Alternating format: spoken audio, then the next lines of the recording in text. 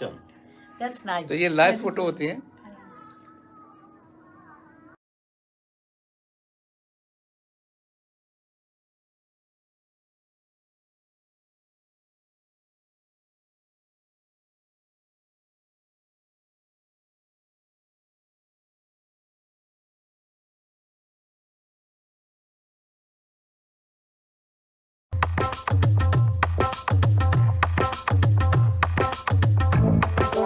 Radio 2000 98.5 FM Community Program.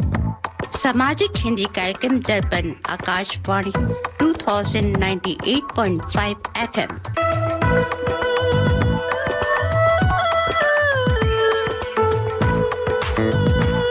Welcome to the Hindi Show, featuring news, interviews, music and community announcements. स्वागत है दर्पण हिंदी कार्यक्रम में। आप सुनेंगे समाचार, विचार, संगीत और सामाजिक सूचनाएं।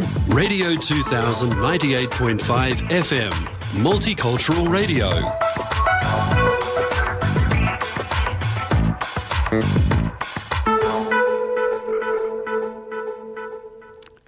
आज रविवार युगा 5122 कलयुग विक्रम संवत 2078 फागुन महीने के शुक्ल पक्ष की तृतीय 6 मार्च 2022 है। दर्पण के सभी श्रोताओं को यतेन जी व पूनम का सप्रेम नमस्कार। अब सुनिए इस सप्ताह के समाचार। जलवायु परिवर्तन के कारण देश के तटीय शहर और हिमालय से लगे इलाकों पर बड़ा असर होगा। Intergovernmental panel on climate change report के अनुसार अगर जलवायु परिवर्तन पर एक्शन ना लिया गया तो पूरी दुनिया के लिए परिणाम काफी घातक होंगे। रिपोर्ट में कहा गया कि मौसम बदलने के कारण ज्यादा या कम बारिश, बाढ़ की विभीषिका और लू के थपेड़े बढ़ सकते हैं। रिपोर्ट में बढ़ते तापमान के कारण भारत में कृषि उत्पादन के बड़े पैमाने पर कमी भी हो सकती है। पीसीसी रिपोर्ट के अनुसार आने वाले साल में शहरी आबादी की संख्या तेजी से बढ़ेगी। देश के तटीय इलाके मुंबई, कलकत्ता, चेन्नई, विशाखापट्टनम, पुरी और गोवा जैसे इलाकों में गर्मी बढ़ेगी। समुद्र स्तर ऊपर जाने के कारण इन इलाकों में बाढ़ जैसी समस्याओं का सामना करना पड़ सकता है और चक्रवर्ती तूफानों का भी खतरा बना रहेगा। 14 से 26 फरवरी के बीच वर्चुअली आयोजित आईपीसीसी की रिपोर्ट का संयुक्त राष्ट्र में यूक्रेन और रूस ने भी अनुमोदन किया है। रिपोर्ट में जलवायु परिवर्तन से निपटने के तरीकों पर चर्चा की गई और जीवन यापन बेहतर करने के लिए बताया गया। 2 सप्ताह की बैठक में आईपीसीसी रिपोर्ट को 195 देशों ने मंजूरी दी। Climate change 2022 impacts adaptation and vulnerability में जलवायु परिवर्तन के प्रभावों का आकलन किया गया है।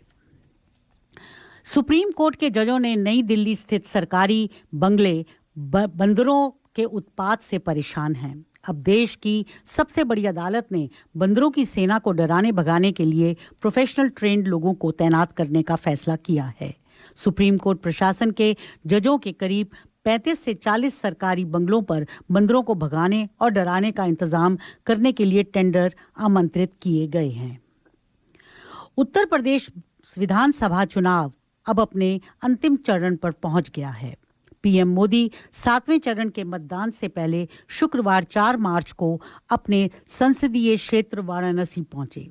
दिन भर के कार्यक्रम के बाद मोदी जी अचानक कड़ी सुरक्षा के बीच आधी रात को वाराणसी कैंट रेलवे स्टेशन पहुंचे और स्टेशन का निरीक्षण किया। स्टेशन पर स्टॉल कर्मचारियों और यात्रियों से संवाद किया। उसके बाद खिड़किया घाट पहुंचे। यह घाट खिड़की की तरह लगता है और पर्यटकों के लिए आकर्षण का केंद्र है। पीएम मोदी ने उस घाट का भी दौरा किया। उन्होंने मशहूर चाय की दुकान पप्पू की अड्डी पर चाय की चुस्कियों के साथ आम लोगों से भी बातचीत की। पीएम के इस अंदाज से लोग बहुत गदगद हुए। पहले कोरोना और अब रूस यूक्रेन में लड़ाई के चलते खाद्य तेलों की कीमतों में इजाफा हुआ है। हालांकि सरसों के तेल के दाम पर असर नहीं पड़ा, लेकिन जानकार मानते हैं कि आने वाले समय में सरसों के तेल के दामों पर भी असर पड़ेगा। रिफाइंड ऑयल और सनफ्लावर ऑयल के दामों में बीते 15 दिन के भीतर ही करीब 30वीं सदी तक की बढ़ोतरी दर्ज की गई है। देसी घी 360 रुपए से 420 रुपए और वनस्पति के दामों में भी 20 रुपए का इजाफा हुआ है। बता दें कि रूस और यूक्रेन सनफ्लावर ऑयल के सबसे बड़े उत्पादक हैं। रूस ने कहा कि S-400 मिसाइल डिफेंस प्रणाली की आपूर्ति भारत को पश्चिमी देशों के प्रतिबंधों के बावजूद बिना किसी बाधा के होगी। रूस के मनोनीत राजदूत ने मीडिया सम्मेलन में राष्ट्रीय मुद्राओं में व्यापार करने के लिए एवं द्विपक्षीय तंत्र का भी उल्लेख किया। गौरतलब है कि अमेरिका ने रूस को वैश्विक अर्थव्यवस्था से काटने के लिए सख्त प्रतिबंध लगाए हैं। रूस के खिलाफ ये कदम यूक्रेन पर हमला की सजा देने के लिए उठाया गया है। दूसरी ओर अमेरिकी राष्ट्रपति जो बाइडेन का प्रशासन अब इस बारे में विचार कर रहा है कि रूस से S-400 मिसाइल डिफेंस सिस्टम खरीदने को लेकर भारत पर अमेरिका के CAATSA नियमों के अंतर्गत प्रतिबंध लगाए जाए या नहीं। इसमें अमेरिका के लिए खतरा बने देशों पर प्रतिबंध लगाए जाते हैं और उन देशों पर भी जो इनसे हथियार खरीदते हैं। यूक्रेन क्राइसिस के बीच भारत ने UN में रशिया के खिलाफ निंदा प्रस्ताव में हिस्सा नहीं लिया था। रशिया यूक्रेन युद्ध का साया भारत की अंतर्राष्ट्रीय अर्थव्यवस्था पर गहराता जा रहा है। इसी वजह से ब्रेंट क्रूड इंडेक्स पर कच्चे तेल की कीमत आज एक समय पिछले 7 साल से सबसे ऊंचे स्तर पर $119 प्रति बैरल तक पहुंच गई है। अंदेशा है कि आने वाले दिनों में भारत में पेट्रोल डीजल की कीमतों में बढ़ोतरी होगी। इस युद्ध का ग्लोबल सप्लाई चेन पर बहुत गहरा असर पड़ रहा है। भारत सरकार का आयात बिल भी बढ़ेगा क्योंकि देश में 75% से ज्यादा कच्चे तेल का आयात होता है। रूस यूक्रेन युद्ध के बीच वहां के हालात और भी खराब होते नजर आ रहे हैं। भारत में यूक्रेन डॉक्टर की पढ़ाई करने वाले कई हजार भारतीय छात्र फंसे हुए हैं, जिनको निकालने के लिए सरकार लगातार प्रयासरत है। वहीं यूक्रेन के खार्किव में गोलाबारी में कर्नाटक का एक छात्र घायल भी हुआ है। घायल छात्र नवीन शेखरप्पा ज्ञान गोदार के साथ था, जो गोलाबारी में मारा गया। इस घटना का भारत ने विरोध जताया है और यूक्रेन के साथ ही रूस के राजदूत से भी तलब किया। यूक्रेन में अभी भी हजारों भारतीय फंसे हैं। वहां से भारतीयों को वापस लाने के लिए सरकार ने ऑपरेशन गंगा के तहत कोशिशें तेज कर दी हैं।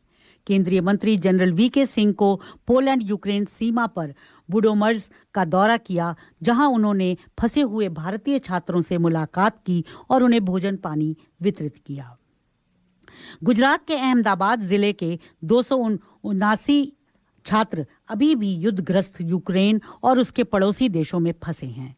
इनमें से 54 वापस आ गए हैं और शेष को लाने के प्रयास जारी हैं। रूस के खिलाफ निंदा प्रस्ताव लगाया गया, जिसमें 141 देशों के पक्ष में और 5 देशों ने खिलाफ वोट किया। वहीं भारत समेत 35 देशों ने इस प्रस्ताव से दूरी बनाई रखी।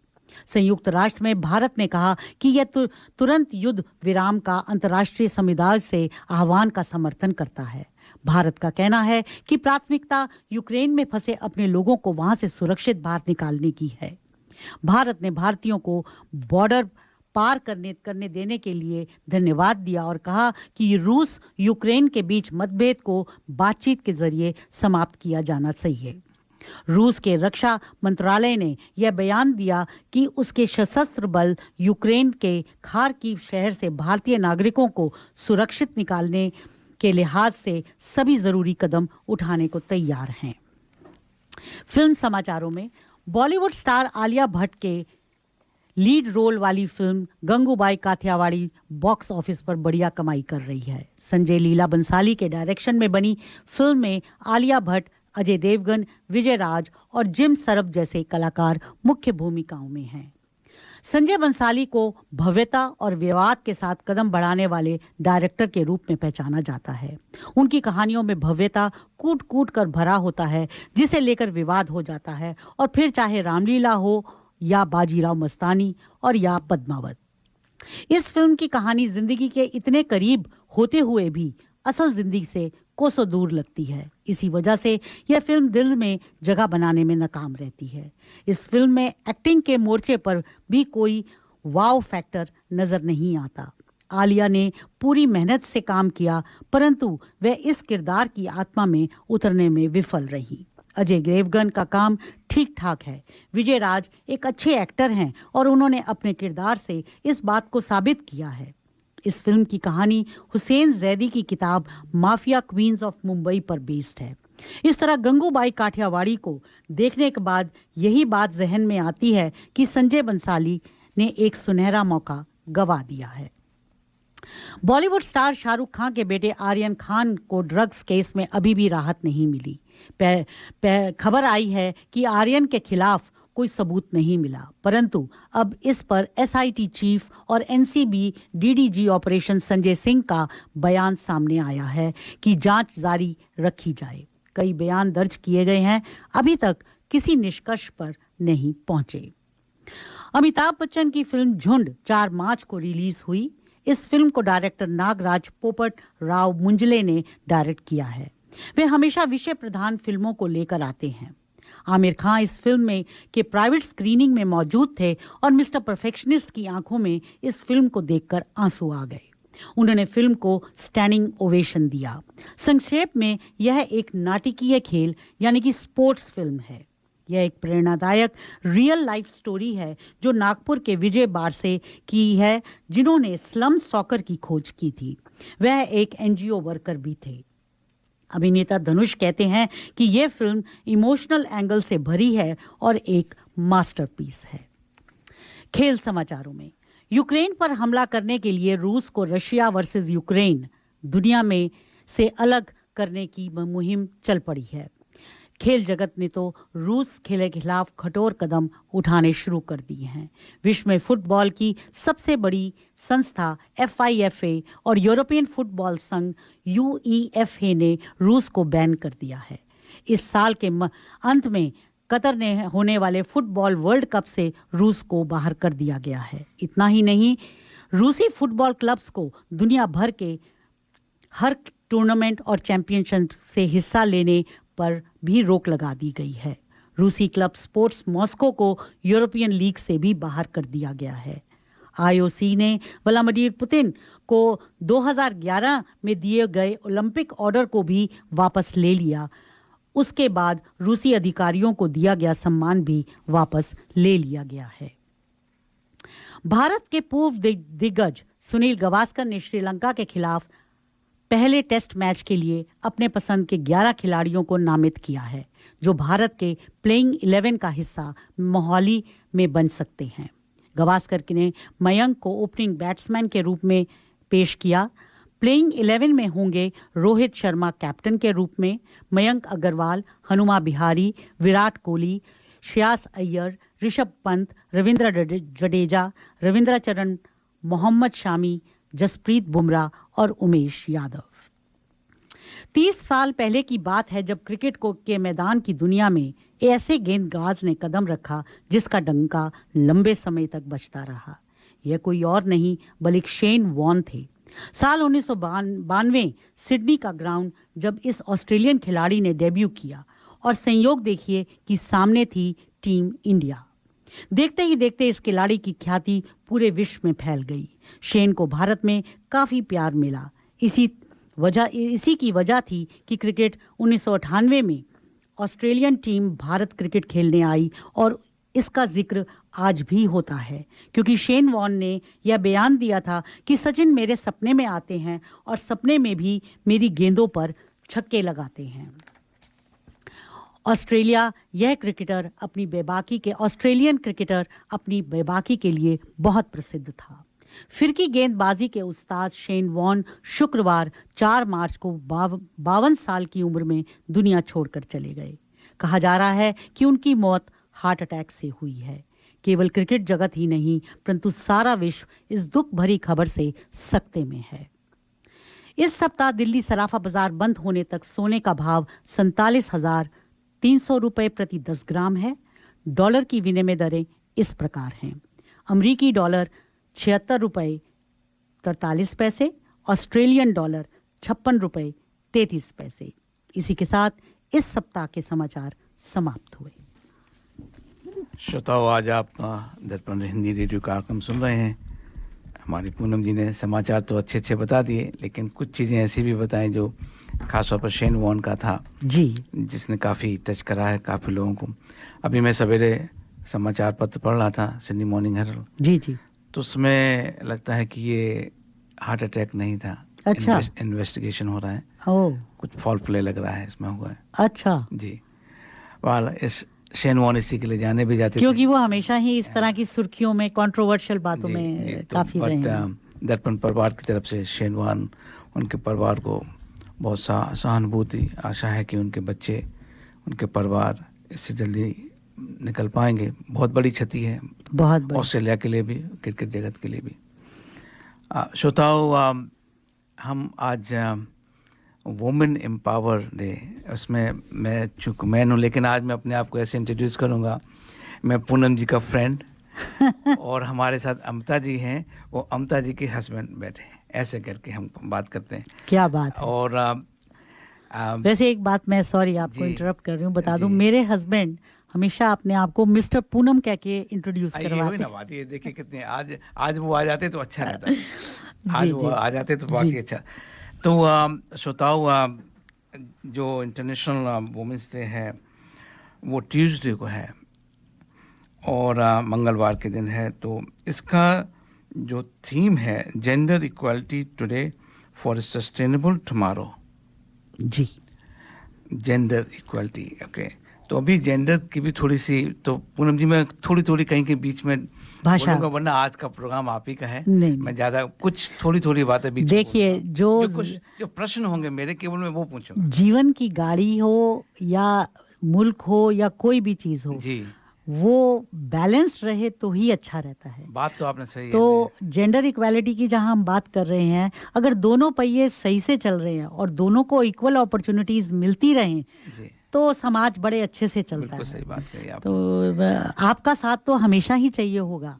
तो आपने बिल्कुल सही बात बोली है, लेकिन आज के डेट पे थोड़ा सा संभल के। और तो श्रोताओं, आज हमारा, जैसे आपने समझ लिया है कि क्या होने वाला है, सारे गाने भी उसी थीम पे हैं।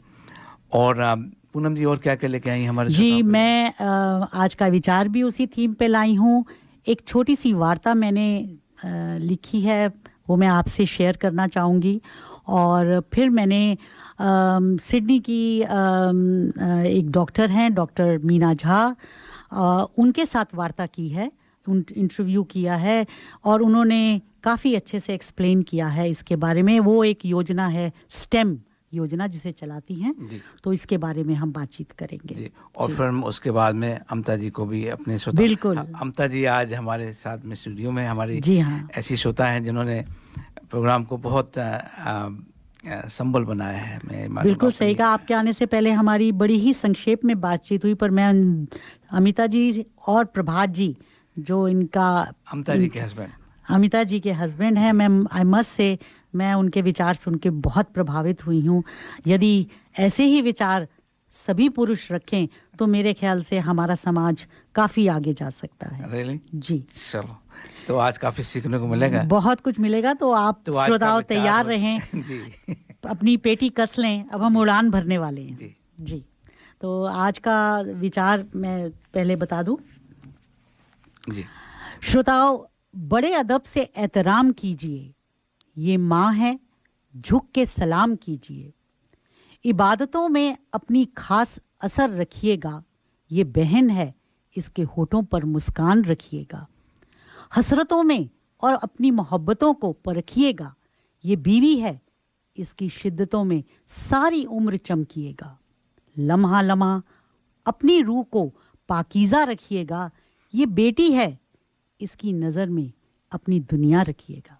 क्या बात है। इसी से हम अपना प्रोग्राम बात है। शुरू करते हैं। पिछले दिनों हरियाणवी संस्कृति को लेकर बहुत से प्रयोग हुए हैं। उसी दिशा में एमडीयू के रिसर्च स्कॉलर सोमेश जांगड़ा, जो म्यूजिक के विषय पर रिसर्च कर रहे हैं, उन्होंने government senior secondary school Sanghi की इन छात्राओं की प्रतिभा को तराशकर आज के इस उत्सव में अपनी प्रस्तुति देने के लिए तैयार किया है। और इस गीत का संगीत भी सोमेश जांगड़ा, जो कि रिसर्च स्कॉलर हैं एमडी यूनिवर्सिटी रोहतक के, उन्होंने ही दिया है। जोरदार तालियों से स्वागत कीजिए इन नन्ही बच्चियों का, भावी भारत की निर्माता government senior secondary school Sanghi से। और मैं एक बार मंच पर आमंत्रित करती हूं सोमेश जांगड़ा, जो कि इस टीम के प्रशिक्षक हैं। ये हमारे उभरते कलाकार हैं। स्वागत कीजिए इस टीम का government senior secondary school Sanghi से।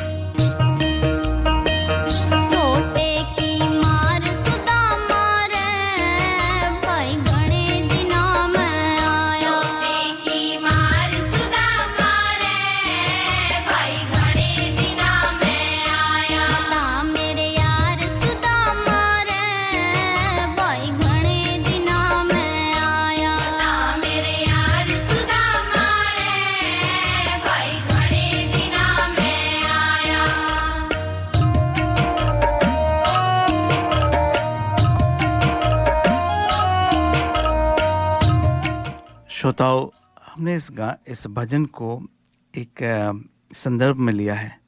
इसकी जो गायिका हैं, जो मेन गायिका हैं, उनका नाम है विधि देसवाल, वो हरियाणा की। उसमें तो और भी कम उम्र थी। एक स्कूल में फंक्शन हो रहा था जिसमें रिकॉर्ड करा गया था। जब इसका इंटरव्यू में एक सुन रहा था टेलीविज़न पे, तो इसके जो फादर हैं गर्भपात कराना चाहते थे अपनी वाइफ का, जिससे कि ये बच्ची ना हो, और किसी वजह से वो नहीं हो पाए और वो पैदा हुई।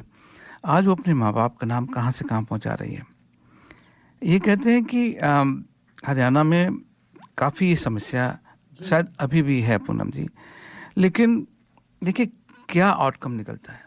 एक दोनों, वो पिता रो रहा था जब वो टेलीविज़न पे था, कहते कि आज मुझे कितना गर्व है अपनी बेटी के ऊपर। और सुनिए श्रोताओ ये गाना, भजन आगे। इतना दुख नहीं पड़ता ठाना, चाहिए थार तन पहल में आना, इतना दुख नहीं पड़ता ठाना, चाहिए थार तन पहल में आना, इतना दुख नहीं पड़ता ठाना।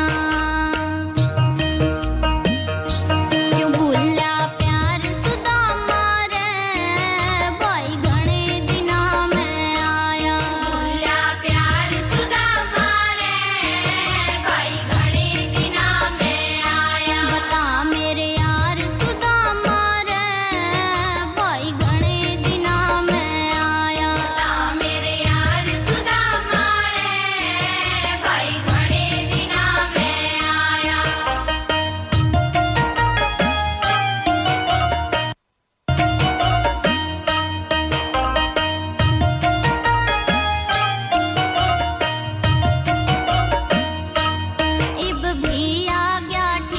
वक्त पे आजा बैठ जा। श्रोताओं, हमें बताइए आपको ये भजन कैसा लगा। आशा है ये हमने पहले भी बजाया था ये भजन, लेकिन आज मैंने सोचा कि एक संदर्भ में इसको बजाते हैं। बहुत बढ़िया। जी। पूनम जी, आपने जैसे कि बताया था कि आप वार्ता लेके आई हैं, जी। लेकिन उससे पहले ऐसा ना हो कि हम अपनी अमता जी को दर्पण की फैमिली से इंट्रोड्यूस क्या कराना। क्या अमता जी क्या कहेंगे हमारे ये श्रोताओं के लिए? ऑलरेडी हमारे परिवार का जी, हिस्सा है। जी जी, आज आप तो अमता जी, आप हमारे श्रोताओं को अपने बारे में बताइए और अपने हस्बैंड के बारे में बताइए। नमस्कार यतन जी एंड नमस्कार पूनम नमस्कार जी, जी। बहुत बहुत धन्यवाद। स्वागत And, है आपका। धन्यवाद आपका। दर्पण रेडियो मेरे हार्ट से और हृदय से बहुत करीब है, क्योंकि मैं हमेशा सुनती हूँ, पार्टिसिपेट करने की भी कोशिश करती हूँ। आज का जो थीम है, जो इंटरनेशनल वुमेंस डे है, और ये जो नारी शक्ति की हम बात करते हैं, उसका भी लेके हम आगे चर्चा करेंगे। पर थोड़ा मैं अपने बारे में बताना चाहूँगी कि मैं उस परिवार से आई हूँ जहाँ पर हमारे को हमेशा से शुरू से ही ये बताया गया है कि नारी एक शक्ति का स्वरूप है। मतलब हमारे परिवार में मैं कहूँगी कि मैं लकी रही हूँ कि देखिए, परिवार में जो हम नॉर्दर्न यूपी से मैं आई हूँ, वहाँ पे लड़कियों के लिए ये होता है कि एक और लड़की हो गई। हमारा परिवार था, 3 लड़कियाँ थीं हम और 1 भाई। पर मेरे माता पिता ने हमेशा हमें 4 लड़कों की तरह पाला, या कहें कि 4 लड़कियों की तरह पाला। कभी डिस्क्रिमिनेट नहीं हुआ। तो ये एक मैंने जो देखा कि मेरा जो ये डेवलपमेंट हुआ है, वो एक मेरे माता और पिता की देन है। और उसमें मैं कहूँगी कि मेरी मम्मी, जो मेरी माता जी थी, वो बहुत शक्ति थी हमारे घर परिवार में। उन्होंने आज तक तीनों लड़कियों और लड़कों में कभी भेदभाव नहीं किया। जैसे आप जब जानते ही हैं कि इंडिया में मेड सर्वेंट्स भी होती हैं, कभी नहीं आती हैं, तो जो हम 3 लड़कियां करती थी वो हमारा भाई भी करता था। तो ये बात है कि जो घर से शुरू होती है। बिल्कुल सही कहा आपने। और मुझे ये जान के बड़ी खुशी हुई कि आपके परिवार में ऐसी हेल्दी मानसिकता थी कि उन्होंने आप सबको एक जैसा समझ के पाला। और आप सब उससे भी ज़्यादा किस्मत वाली निकली कि प्रभात जी जब आपकी ज़िंदगी में आए और उन्होंने भी आपको उतना ही सपोर्ट दिया। अभी हमारी बात हो रही थी प्रोग्राम शुरू होने से पहले, तो हम ऐसे ही डिस्कस कर रहे थे कि आज क्या करेंगे। तो ये बात निकली कि मैंने कहा, आप अमिता जी आप क्या करती हैं? तो मुझे पता चला कि अमिता जी अपने पति से काफ़ी ज़्यादा कमाती हैं और प्रभात जी इस बात में बहुत, जिसे कहते हैं ना, गर्व महसूस करते हैं। तो मुझे ये जानकर सच में बहुत अच्छा लगा। ज़्यादातर क्या होता है कि जब पति की अगर तनख्वाह अच्छी है या वो अच्छी पोजीशन पे लगा है, तो औरत बड़े गर्व से हर एक को बताती फिरती है कि मेरे पति फलां जगह काम करते हैं और इतना अच्छा कमाते हैं। पर आदमियों के मुंह से ये बात सुनना सच में आज का दिन बहुत ही अच्छा लगा मुझे, ये इनका विचार सुन के। तो अमिता जी, आप इस बारे में क्या कहेंगी? जी नहीं, मैं वहीं आ रही थी कि मेरा दूसरा लक ये था कि जहाँ मेरी शादी हुई, जो प्रभात हैं मेरे साथ, वो हमेशा कंधे से कंधा मिला के मेरे साथ चले हैं। और उन्होंने हमेशा मुझे बहुत सपोर्ट किया है कि आप जाइए, आप जैसे आपको जहाँ अपने करियर में डेवलपमेंट करना है, कभी नहीं रोका। और he has been my strength, अगर जो हम कहेंगे, ताकि वो कहते रहे कि हमेशा गर्व के साथ कहते रहे कि मेरी पत्नी मेरे से ज़्यादा पढ़ी लिखी है। उन्होंने कभी ये नहीं सोचा कि मैं ग्रेजुएट हूँ और मेरी वाइफ पोस्ट ग्रेजुएट है, वो न्यूक्लियर साइंटिस्ट है, और बड़े गर्व से कहते हैं कि मेरी पत्नी और मेरी वाइफ मेरे से ज़्यादा कमाती है। बहुत अच्छा। तो ये मेरा दूसरा सौभाग्य रहा। तो अमता जी, आपसे और बातें करेंगे, लेकिन इसमें एक वही बात है कि जो प्रभात जी पैदा करते हैं, एक पैसा की एक भूमिका होती है, मैं मानता हूँ, लेकिन उसकी सीमित भूमिका है। लेकिन हर लिहाज में वो एक सम्मान होना, और वो सम्मान को भी, पूनम जी, एक अगर मैं बात कह दूँ कि जैसे देवी बनाना, ये सम्मान करना, ये सब, ये भी एक उसी सिक्के का दूसरा पहलू मैं मानता हूँ। अगर उस स्त्री को, जो महिला है, उसको हम जस्ट एज इट इज, ऐसे इंसान सही बात करें, उसको जो स्वतंत्रता है उसके जीवन की जैसी भी है, सम्मान को हटा दो, मतलब तो उसे मैं देवी समझता- बना के उसकी तस्वीर लटकाने की जरूरत नहीं है। उसे सम्मान दीजिए आम जिंदगी में अपने। नहीं, सम्मान की बात ही नहीं है। उसका जो भी, उसको हंसना है, उसको पानी में भीगना है, उसको बाल ईस्टमैन कलर करना, उसको जो भी करना है वो करे। It's like that. वो जैसी है वो हमारी है, ऐसे। और ये फर्क Irrespective. क्यों? जब Exactly. जब पुरुष कर सकता है वो सारे जो भी करना चाहे, तो फिर महिलाएं क्यों नहीं? तो मेरा ये मानना था।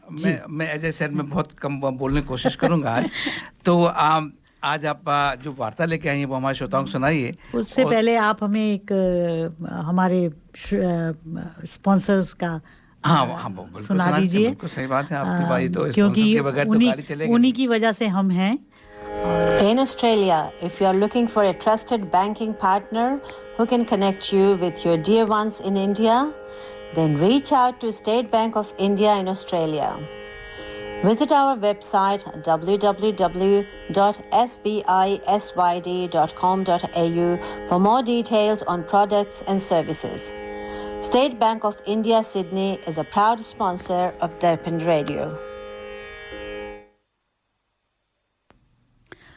श्रोताओ, स्त्री पुरुष ईश्वर की अनुपम कृति है, असमानता रखकर ना करो वह कृति। समाज महिला और पुरुष दोनों से बनता है।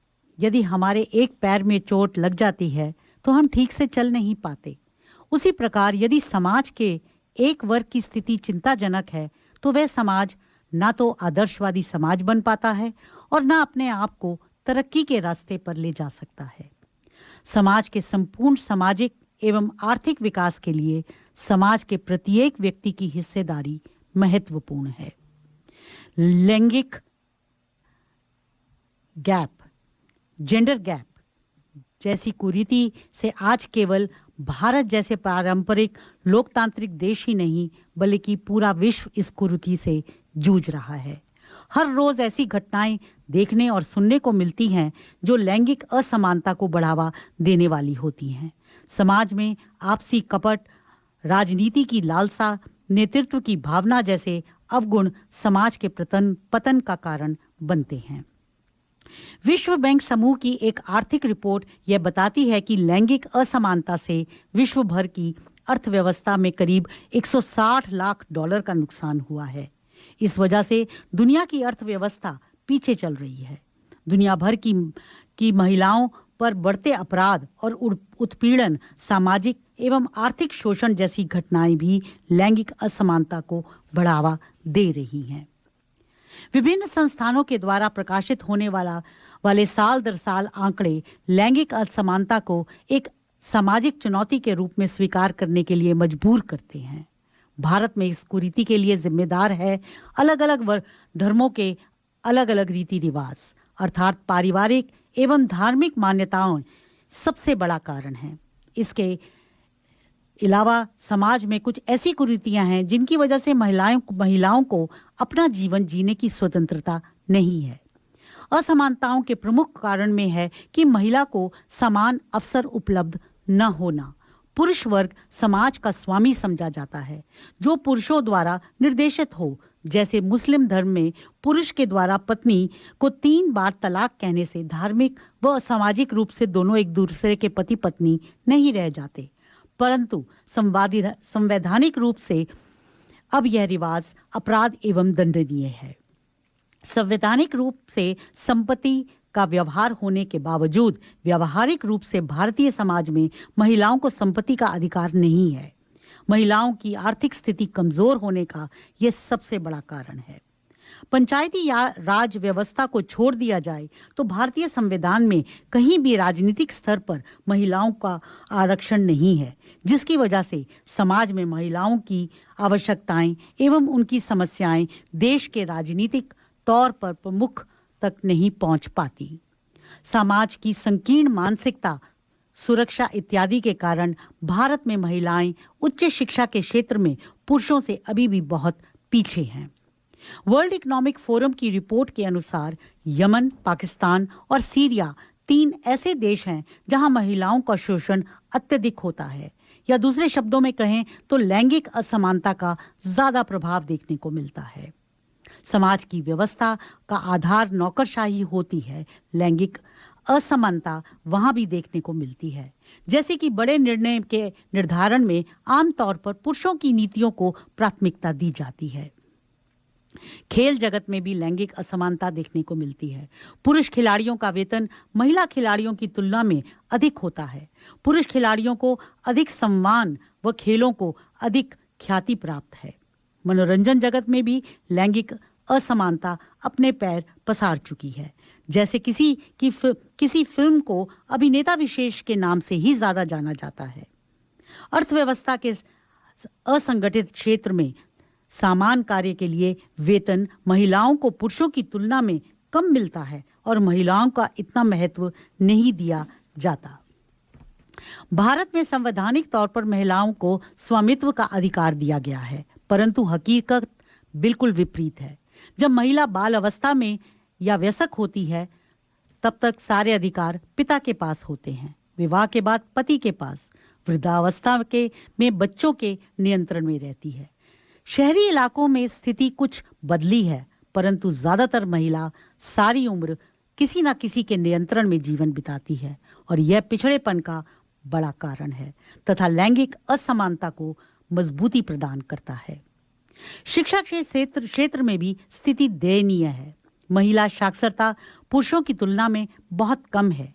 एक कहावत है कि लड़की को पढ़ाना दूसरे के बगीचे में पेड़ को पानी देने समान है। इससे भारतीय संकीर्ण मानसिकता का अंदाजा लगाया जा सकता है। यह स्थिति पश्चिमी देशों में भी देखी जा रही है। वर्ल्ड इकोनॉमिक फोरम WEF की 2020 ग्लोबल जेंडर गैप रिपोर्ट से पता चलता है कि Australia global gender gap index में 44वें स्थान पर है।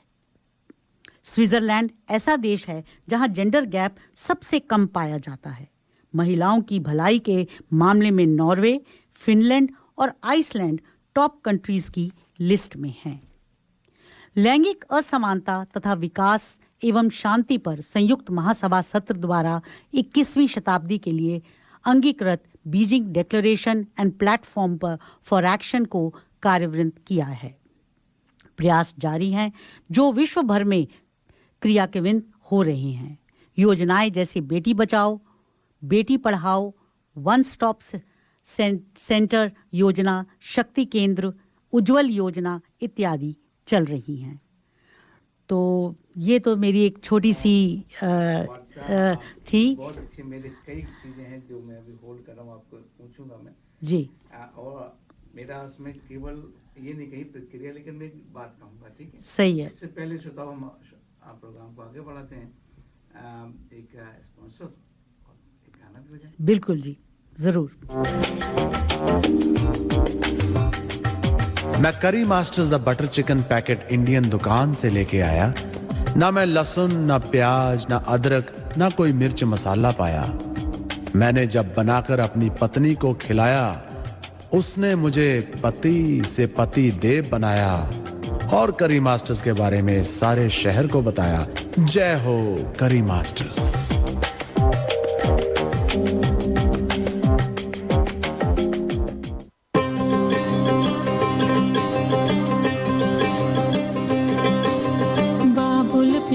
सजन सखारे सुनो मेरी मैया, बोझ नहीं मैं किसी के सर का, ना मझधार में नैया। पतवार बनूंगी, लहरों से लड़ूंगी, हर मुझे क्या बेचेगा रुपैया, हो अरे मुझे क्या बेचेगा रुपैया, हो।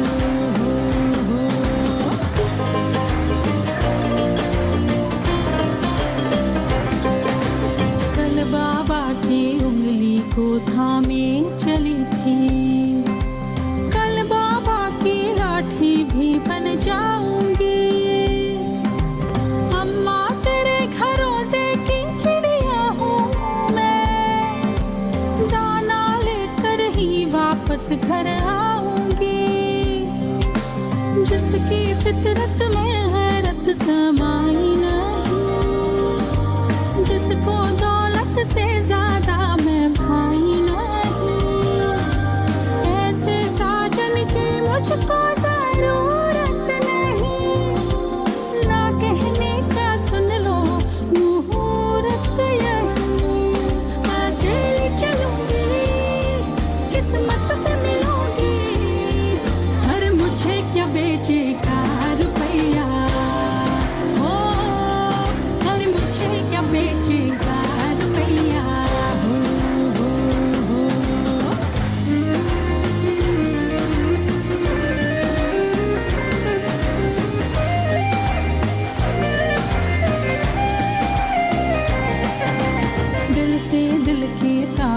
तो जुड़े नहीं।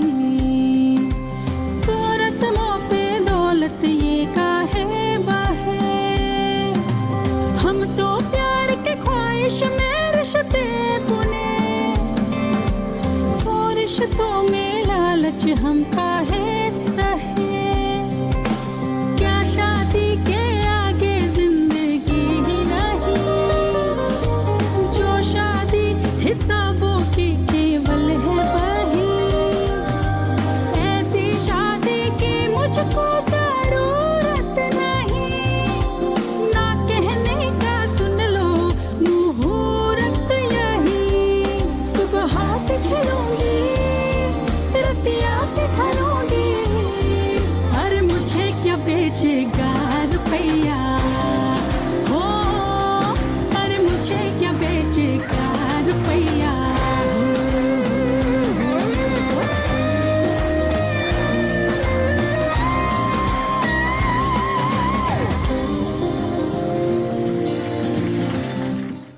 श्रोताओं, कैसा लगा आपको गाना? अगर याद है आपको तो एक सत्यमेव जयते करके प्रोग्राम आता था टेलीविज़न पे, ये उससे लिया गया था। इसमें जो लड़की कह रही है कि मुझे क्या बेचेगा रुपया। श्रोताओं, एक जब जेंडर की बात हो ही रही है तो कल सिडनी में मार्डी ग्रास भी हुआ है। जो हमारे श्रोता किसी भी जेंडर को बिलीव करते हैं, बिलोंग करते हैं, अपने आप को जैसे भी आइडेंटिफाई करते हैं, सबको ही इस पर्व पे, मैं पावन पर्व कहूँ या नहीं कहूँ मालूम नहीं, लेकिन इस पर्व पे बधाइयाँ।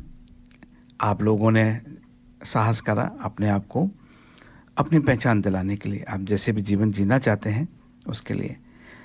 इसके साथ साथ में कई चीज़ और भी समाज के सामने आई हैं। अब ये कहते हैं कि साहब, माँ बाप कहने के बजाय हम पेरेंट्स कहें, हम भाई बहन कहने के बजाय सिबलिंग बोलें। अब भाषा की भी एक मर्यादा होती है, भाषा कितनी कहाँ जा सकती है, लेकिन आपको कैसा लगता है? क्या ऐसा परिवर्तन उचित है? पहली बात तो क्या इसकी ज़रूरत है? क्या कोई और इसका समाधान हो सकता है? कैसे 3 जेंडर को अब समाज में स्वीकारा जाए? धर्म को हम अलग हटाते हैं। अगर हम कस्टम जिसके होते हैं, किस तरीके से हमारी रीत चलती है, प्रभात जी आप इसके बारे में कुछ कहना चाहते हैं कि जो भारत में जिस तरीके से रहा है, जो तीसरा जेंडर है, उसके बारे में आप कुछ कहना चाहते हैं? जी, मेरा मानना सिर्फ यही है कि भारतीय संस्कृति में कभी भी ये स्त्री या पुरुष का भेद था ही नहीं। और जो हम लोग बाकी सारी जगह पे देखते हैं, भारत से बाहर निकल के जब पता चलता है तो वहाँ पे पता चलता है कि गे क्राइम्स या लेस्बियंस के अगेंस्ट जितना भी क्राइम है वो उतना भारत में कभी देखा नहीं गया जी। और भारतीय संस्कृति के हिसाब से ये, अगर जो लोग अपने आप को गे या लेस्बियन मानते हैं तो हम लोग उनको पूरी स्वीकृति देते हैं, उनके पास में पूरी स्वायत्तता है कि वो अपनी ज़िंदगी जैसा जीना चाहें वैसे जिएं। तो हम लोगों ने कभी इनके साथ में भेदभाव नहीं किया। और साथ साथ में मैं ये भी बात कहूँगा कि अगर आप हमारी मंदिरों में जाके मूर्तियों को देखें, स्त्रियों को, तो आप देखेंगे कि वो कितनी अच्छी तरह से बनाई गई हैं और they were never the objects of sexual gratification पर से, जो कि बहुत कुछ भारत के बाद में बाहर देखने को मिलता है। तो उस तरह से कभी देखा नहीं गया, उनको कभी विकृत मेंटालिटी से देखा नहीं गया। अभी सुना कि इस बार जो इलेक्शन हो रहे हैं उसमें कई किन्नर, हम भारत में उनको किन्नर करके भी बोलते हैं जी, तो इलेक्शन लड़ रहे हैं और कई जगह हैं वो कुछ पोजीशंस पे भी हैं, अगर मैं गलत नहीं हूँ। यही नहीं यतीन जी, अभी अगर आप मैंने अभी रिसेंटली नेटफ्लिक्स पे एक फिल्म देखी है, तेलुगु फिल्म है वो, उसका नाम है फ्रेंड्स इन लॉ। तो उसमें उन्होंने यही दर्शाया है कि कैसे लड़का जो है वो अपनी माँ से कहता है कि मैं गे हूँ माँ, तो माँ उसे एक्सेप्ट करने में पहले तो हिचकिचाती है, बट फिर फाइनली वो कहती है कि नहीं, तुम्हें अपना जीवन अपने तरीके से जीने का हक है, और वो एक्सेप्ट करती है उस चीज़ को। लेकिन ये है कि जो टर्मिनोलॉजी बदली जा रही है कि अभी माँ को माँ नहीं बोलेंगे, पेरेंट्स बोलेंगे, वो भी इम्पोज करा जाए, वो नहीं, मैं वो समझता हूँ थोड़ा कि सा ज्यादा है। मेरा ये मानना है कि जब हम स्वतंत्रता की बात ही कर रहे हैं तो जिसको जो बोलना है वो बोले बस, वो वाली बात है। उसमें किसी पे कोई प्रतिबंध नहीं होना चाहिए कि आप ऐसे नहीं ऐसे बोले, क्योंकि माँ तो माँ रहेगी ना, वो तो जननी है, वो तो माँ कहलाएगी। जी। तो ये एक छोटा सा एक मेरा वो रिमार्क था इसके ऊपर। जी जी जी।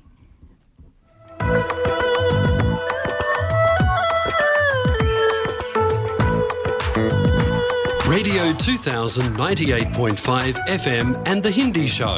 आप सुन रहे हैं दर्पण हिंदी कार्यक्रम 98.5 FM पर।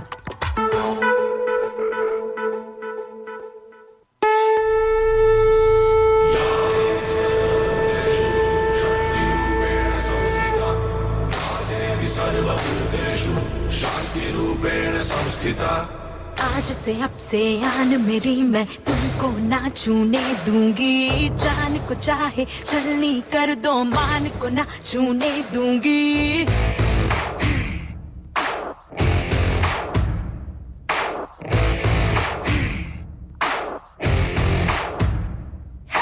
आज से अब से आन मेरी, मैं तुमको ना छूने दूंगी। जान को चाहे छलनी कर दो, मान को ना छूने दूंगी।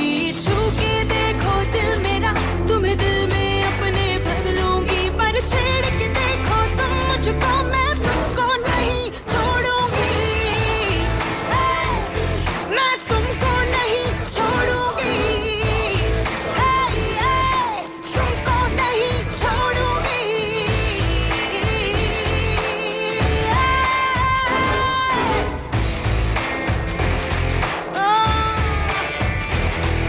स्कर्टी साड़ी रात दोपहरी, डर डर के नहीं चलूंगी। कैंडल जला के सैंडल दिखा के, मर मर के नहीं चलूंगी।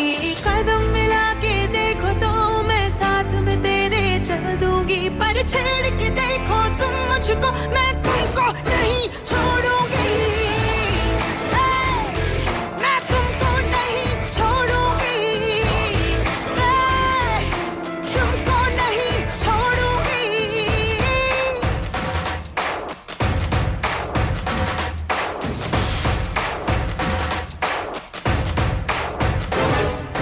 मर्दों वाली बात कह के मुझे भेड़ समझ के बेचोगे। उन बाजारों में तेरी मैं नस्लों को मिटा दूंगी।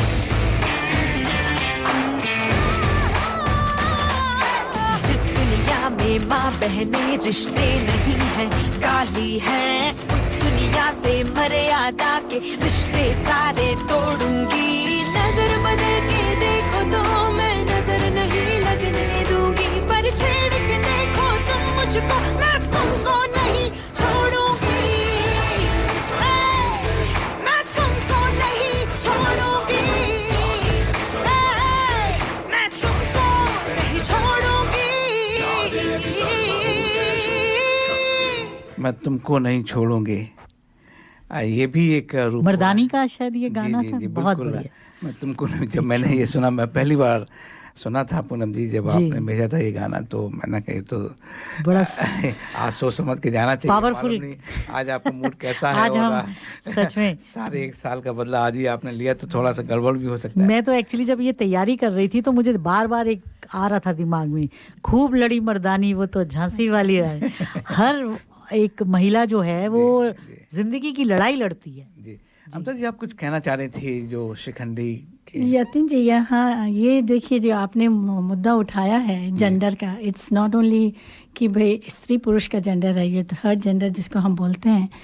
देखिए ये अभी बहुत सालों में, पिछले सेंचुरीज़ में बहुत डिस्क्रिमिनेट हुए हैं। लेकिन जब आप देखिए हमारे भारतीय वैदिक संस्कृति के समय से शिखंडी जो हुआ करते थे, देखिए भारत में उनकी कितनी एक्सेप्टेंस थी, मान्यता थी। शिखंडी जो आप हमारे महाभारत में देखिए, वो राजा थे, वो लड़े थे और उनकी पूरी एक्सेप्टेंस थी, उनकी मान्यता थे, उनका सम्मान था। तो हमारे भारतीय कल्चर में शुरू में तो बहुत ही इन लोगों को भी उतना ही सम्मान दिया गया है जितना नॉर्मल नहीं कहूँगी, मतलब स्त्री या पुरुष या जैसे हमारे एक वो है कि हमारा ही हिस्सा है, एक सिंबॉलिक है। हाँ पूनम जी, आप कुछ कह रही थी उनकी जॉब के बारे में कि इनको केवल ताली बजाने जी जी, मैं ये कह रही थी कि हमारे हिंदुस्तान में ये हमारी कितनी गलत मानसिकता थी कि जब बच्चे, अगर किसी के घर में कोई लड़का पैदा हुआ है या बच्चा आया है तो इन लोगों को, ये लोग आते थे क्योंकि उनके पास और कोई अपनी ज़िंदगी व्यतीत करने का और कोई साधन नहीं था। तो आज ये इस जॉब होना चाहिए, बाहर निकलना चाहिए। ये भी एक औरत या आदमी, अब ये चीज़ किसी के हाथ में नहीं है कि ईश्वर कैसे बनाता है। जैसे कि प्रभात जी ने कहा कि भाषा का सशक्तिकरण मत करो, डोंट गो इनटू, मतलब जैसे बाल की खाल मत उखाड़ो कि भाई ये पेरेंट्स होने चाहिए, माँ बाप नहीं होने चाहिए। पूनम जी, अगर मैं बात को एक सिंपल तरीके से बोलूं, आई नो काफ़ी आप भावुक हो रहे हैं कि लेट्स बी जस्ट सिंपल, कौन है, क्या है तो एक जीव ना, एक जीव है वो, उसे पूरी इज्जत मिलनी चाहिए जैसे हर जीव को मिलती है। जब आदमी को वो इज्जत मिलती है तो औरत को वो इज्जत मिलनी चाहिए, और वही इज्जत एक जिसे कहते हैं ना, बिल्कुल आपने सही बात बोली है। अब क्यों ना पूनम जी, हम जो आपने इंटरव्यू करा है वो आप सुनिए, उस पे काफी कुछ मीना झा जी ने हमें एक्चुअली काफ़ी आंखें खोली हैं उसमें, और किस तरह वो इस फील्ड में काम कर रही हैं, वो सच में बहुत ही अच्छा काम कर रही हैं। तो श्रोताओ, इंटरव्यू आपके लिए। श्रोताओ, इसी से जुड़ी एक योजना है स्टेम, यानी कि science, technology, engineering and mathematics. आज जिस पर्सनालिटी से हम आपकी भेंट कराने वाले हैं वह हैं मीना झा। मीना स्टेम शिक्षक के रूप में उस समाज को आकार देने के लिए जिम्मेदार हैं जिसमें हम रहते हैं। स्टेम शिक्षा में महिलाओं का प्रतिनिधित्व कम है और परिणाम स्वरूप स्टेम कैरियर में भी कम है। उच्च शिक्षा में केवल 3% महिला छात्र सूचना और संचार प्रौद्योगिकी यानी कि ICT अध्ययन का चयन करती है। हालांकि ये बौद्धिक क्षमता में अंतर का परिणाम नहीं है। ये लैंगिक असमानता खतरनाक है। विशेष रूप से स्टेम को अक्सर भविष्य की नौकरियों, ड्राइविंग नवाचार, सामाजिक कल्याण, समावेशी विकास और सतत विकास के रूप में चीजों को बदलने और स्टेम में लिंग अंतर को कम करने में मदद कर सकते हैं। सॉफ्टवेयर इंजीनियर के रूप में डॉक्टर मीना झा एक पुरस्कार विजेता शिक्षाविद हैं जो स्टेम में अपना करियर बनाने वाली महिलाओं के बारे में बहुत ही भावुक हैं और सभी महिलाओं के लिए स्टेम पर अपनी कार्यशालाओं के माध्यम से इस लैंगिक असमानता को दूर करने की वकालत करती हैं। नमस्कार मीना, आपका दर्पण रेडियो पे बहुत बहुत स्वागत है। तो कृपया हमें अपने बारे में पहले कुछ बताएं और ये जो स्टेम योजना है इसके बारे में थोड़ी सी हमें जानकारी दीजिए।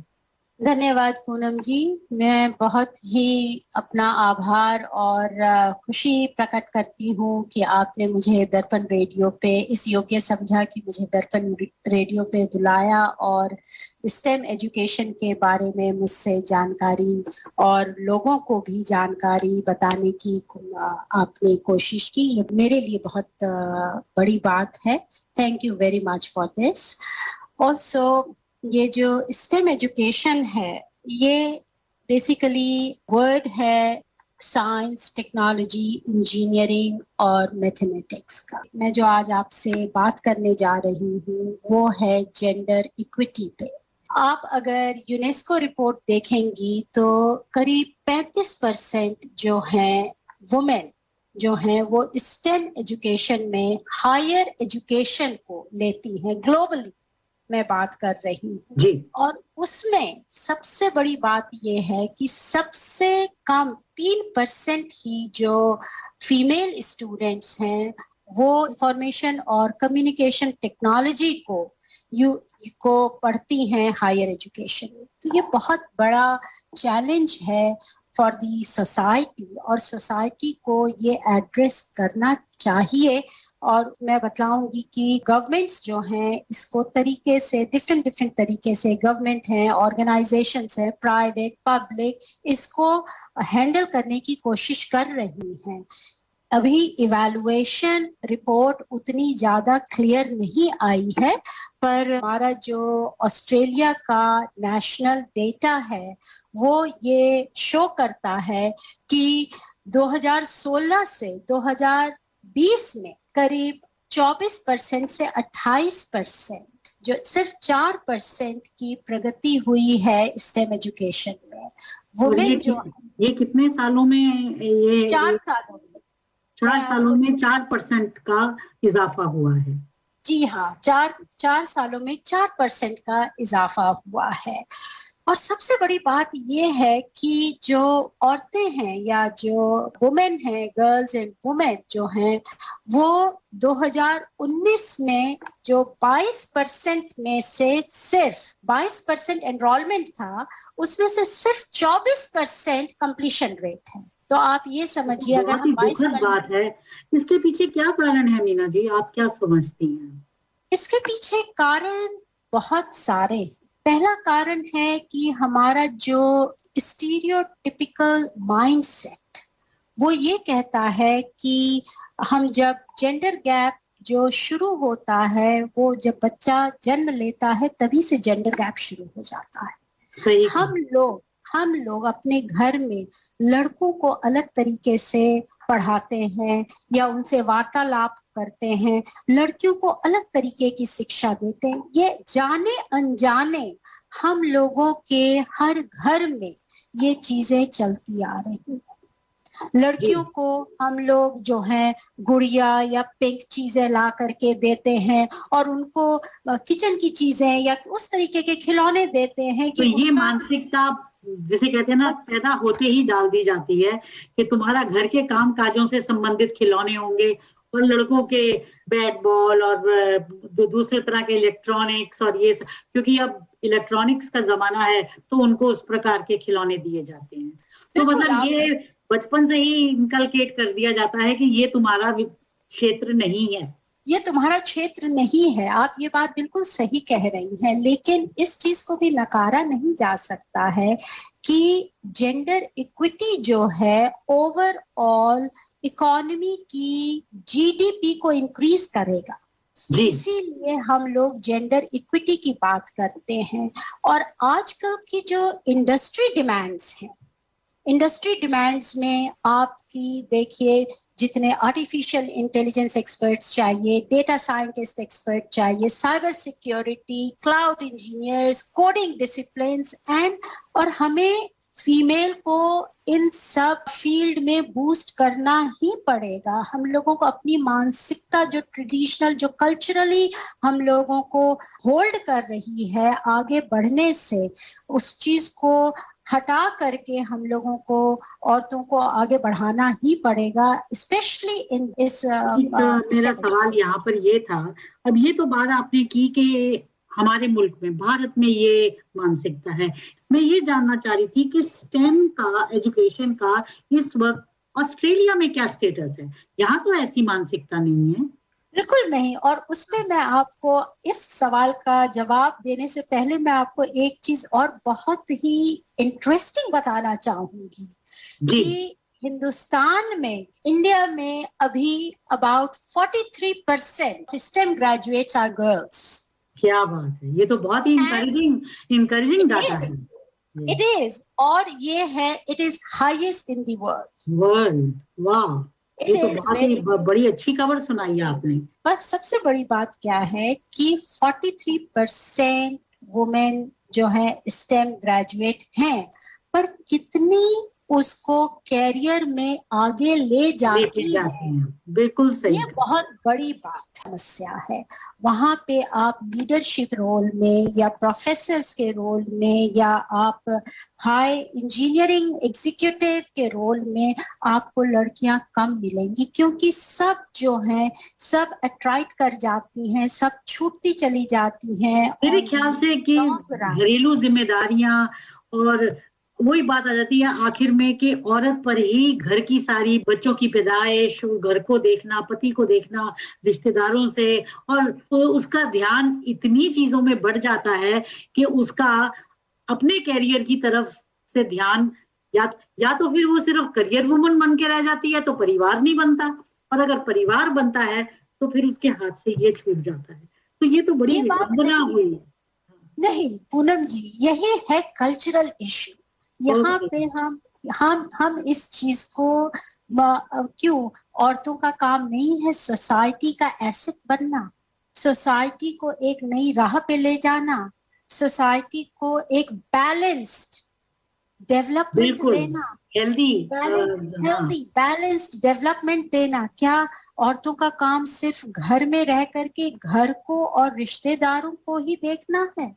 उनको मुझे लगता है ऐसा कि इसमें एक्चुअली पुरुषों का काफी बड़ा हाथ है। शायद वो अपनी जिसे कहते हैं ना स्वामित्व छोड़ना नहीं चाहते। उन्हें लगता है कि ये जो जिसे मंडेन जॉब्स कहते हैं ना, ये इन्हीं के लिए रहने दो, और मुझे ही ब्रेड विनर मुझे अपना एक नाम, अपना एक रुतबा बना के रखना। आपको ये भी जान करके आश्चर्य होगा कि स्टेम एजुकेशन में जब कैरियर हम लोग लेते हैं तो औरतों को 20% सैलरी कम मिलती है मेल की वजह से, मेल कंपेयर टू मेल के उसके कंपैरिजन में औरतों को 20% लेस। ऐसा क्यों है?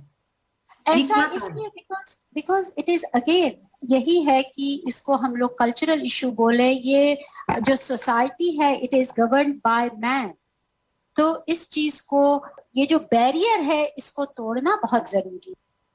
तो श्रोताओं, यहाँ पर हम एक छोटा सा ब्रेक लेते हैं और फिर जारी करते हैं मीना झा से अपनी वार्ता को। हेलो ऑस्ट्रेलिया, अपनी सभी मेडिकल, डेंटल और लैब सप्लाईज के लिए संपर्क कीजिए विशमेड प्रोप्राइटरी लिमिटेड से। विशमेड 11 साल पुरानी एक रिलायबल कंपनी है। Wishmed has availability of quality products at reasonable price. You wish, Wishmed delivers. That's their motto. अधिक जानकारी के लिए संपर्क करें 0296728656 पर या ऑनलाइन जाएं www.wishmed.com.au। Wishmed is proud sponsor of Darpan radio. Master ji, मैं आपसे एक सवाल पूछना चाहूँ। ये छोरा छोरी में क्या फर्क हो ऐसा? रहताऊ मारे अकल ते पंचर से, ताऊ मन बता क्यों छोरा मंगल और छोरी शनिचर से।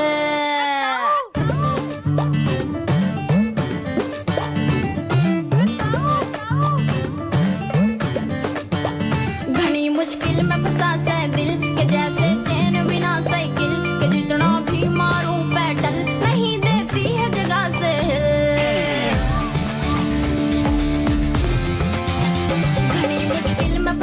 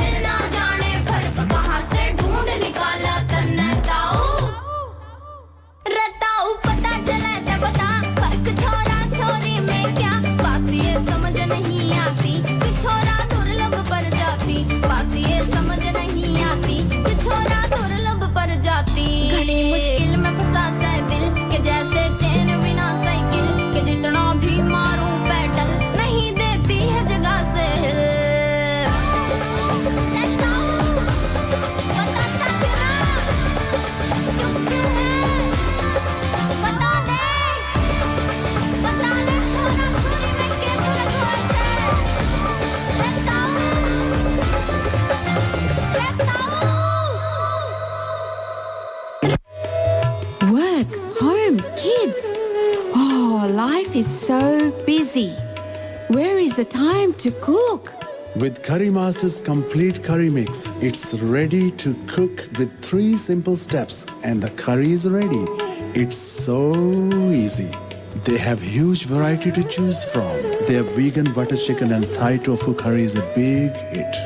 Available at all Indian grocery stores. Thank God it's available at all Indian grocery stores. ये था हमारे स्पॉन्सर करी मास्टर का संदेश। तो मेरा अगला सवाल आपसे ये होगा कि आप अब अपनी योजना के माध्यम से, अपनी वर्कशॉप के माध्यम से कैसे इनकरेज करती हैं लड़कियों को कि आप इसको लें, और क्या उनके अंदर कैसे मोटिवेशन भरती हैं? मैं फाउंडर प्रेसिडेंट हूँ वुमेन इन टेक्नोलॉजी में, और उसमें इस योजना के तहत मैं जो है वर्कशॉप्स रन करती हूँ, और उसमें मैं स्कूल्स के जितने ईयर 6 से लेकर के ईयर 11 के बच्चे होते हैं, लड़कियों को बुलाती हूँ, लड़कियों के पेरेंट्स को भी बुलाती हूँ, और उनसे सवाल करती हूँ, या उनको कुछ वर्कशॉप में छोटी छोटी चीजें जैसे वेबसाइट बनाना हुआ या छोटी सी कोडिंग हुई करना उनकी हुआ, उम्र के हिसाब से, उनके उम्र के हिसाब से हम लोग छोटे छोटे वर्कशॉप्स तैयार करते हैं। तो क्या ये जो लड़कियां ये होती हैं, ये किसी पर्टिकुलर बैकग्राउंड से या इन जनरल? एनी बैकग्राउंड, क्योंकि हम लोगों के पास जो डेटा है वो ये कहता है कि जो फीमेल स्टूडेंट्स होती हैं वो लेस इंटरेस्टेड इसलिए होती हैं क्योंकि वो लेस कॉन्फिडेंट होती हैं।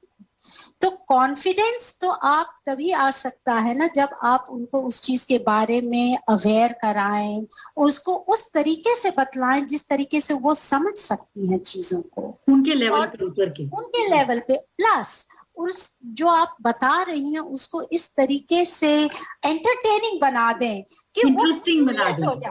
तो हमें कुछ एग्जांपल दीजिए कैसे आप उनको डील करती हैं, कोई एक एग्जांपल को, कोई हमें ऐसा जैसे मेरे पास ईयर 7-8 की लड़कियां आती हैं, तो वो दे आर वेरी, उनको फैशन में, वो नई नई यंग गर्ल्स और बड़ी प्यारी होती है, उन्हें फैशन में बहुत इंटरेस्ट होता है, तो हम उन्हें जो है फैशन का वेब पोर्टल बनवाते हैं, तो वो उसमें जो है दे फील वेरी एक्साइटेड, उनका इंटरेस्ट जागता है कि हम कुछ नया करें इसमें। हम उनको फैशन से भी जोड़ते हैं और हम उनको टेक्नोलॉजी से भी, कि आप अपने टेक्नोलॉजी को इस तरीके से यूज कर सकती हैं, तो वो चीजें लर्न करती हैं, और कल को जाके वो एंटरप्रेन्योरशिप या कुछ भी अपनी फैक्ट्रीज या अपना कोई भी इस तरह का काम धंधा शुरू कर सकती हैं, और ये एजुकेशन फिर उनके काम आती है।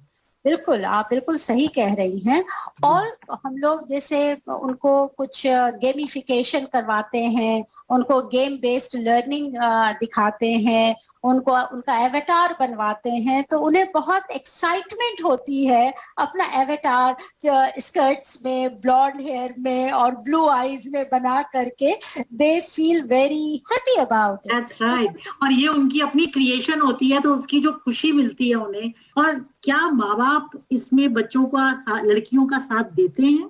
किसी एक वर्ग के माँ बाप ज्यादा देते हैं कि सभी वर्ग के लोग इसको, अपनी लड़कियों को इनकरेज करते हैं? आजकल क्या स्टेटस है इसका? ये आपका बड़ा कठिन प्रश्न है जी जवाब देने के, क्योंकि आपको तो रोज रूबरू होना पड़ता है इसके साथ। हाँ, पर इस सवाल का जवाब देने के लिए मुझे सारा डेटा एनालाइज करना पड़ेगा कि नहीं, मतलब मेरा मकसद आपको मुश्किल में डालने का नहीं था, but being in this line, आप इतने टाइम से हैं, आपका अब एक्सपीरियंस हो गया है, तो आपका क्या जो एक्सपीरियंस कहता है कि कौन सा वर्ग है जो वाकई इसमें बड़ा एंथुसियास्टिक होके आगे लड़कियां उसमें बढ़ रही हैं कि नहीं? ऐसा हमारे हिंदुस्तानी, आपका डेटा कहता है कि 43% वहां पे जो है स्टेम वुमेन। 43% आप इंडिया में बात कर रहे हैं। यहाँ पे भी जो हम लोगों की सोसाइटी है उसमें जो जब मैं वर्कशॉप करती हूँ तो मैं देखती हूँ कि मेजॉरिटी ऑफ जो है इंडियन पेरेंट्स आते हैं, उनके बच्चे आते हैं और इस जो 7वीं 8वीं 9वीं में जब वो लोग सब्जेक्ट चूज कर रहे होते हैं, इसमें ये मैंने देखा है कि जो घर में भी जो स्टेम या इंजीनियरिंग या साइंस की बातें होती हैं वो मेल अपने बच्चों के साथ ज्यादा, फादर अपने बच्चों के साथ ज्यादा करते हैं compare to mother. Mothers data ये कहता है कि only 20% of women they actually वो बात करती हैं अपने बच्चों से साइंस टेक्नोलॉजी के बारे में, विज़ 50% फादर जो है वो ज्यादा बात करते हैं अपने बच्चों से। इसमें भी आपको एक डिस्पैरिटी है कि अगर लड़का है घर में, बॉय है घर में, तो ये बातें ज्यादा होती हैं और लड़की है घर में तो ये बातें कम होती हैं। तो ये आप ऑस्ट्रेलिया की बात कर रहे हैं, मुझे बड़ी हैरत हो रही है सुन के।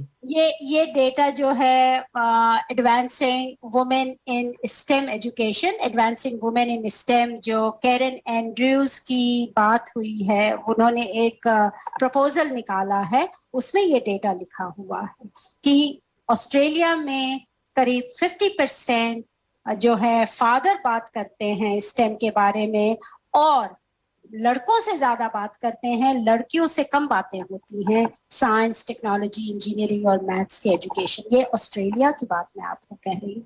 मुझे लगता है इंडिया में ज्यादा बात होती है, इंडिया की लड़कियां ज्यादा आगे बढ़ रही हैं, ज्यादा आगे बढ़ी हैं, पर इंडिया की लड़कियां पढ़ तो लेती हैं लेकिन उनको वही कल्चरल इश्यूज जो है होल्ड बैक का इस्तेमाल कितना कर पाती हैं, ये क्वेश्चन मार्क है, ये क्वेश्चन मार्क। पर फिर ठीक है, उनको अगर रोल मॉडल दिखाया जाए, लड़कियों का रोल मॉडल दिखाया जाए तो आई एम श्योर कि वो एस्पायर करेंगी, मोटिवेट होंगी and they will surely follow the footsteps.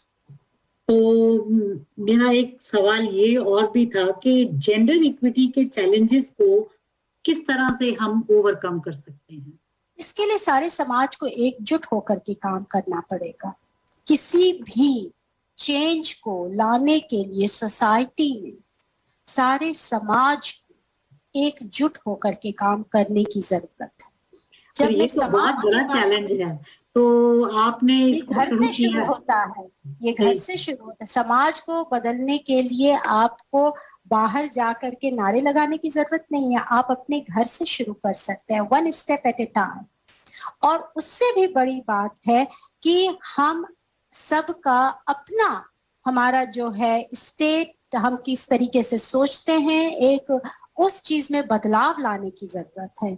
आपने बर्नार्ड शॉ का प्रोवर्ब जरूर सुना होगा जिसमें ये कहते हैं कि सोसाइटी को चेंज करना है तो माइंडसेट को चेंज करना बहुत जरूरी है। बिना माइंडसेट के चेंज किए हुए सोसाइटी में चेंज नहीं आ सकता है और बिना सोसाइटी में चेंज हुए प्रोग्रेस नहीं हो सकता।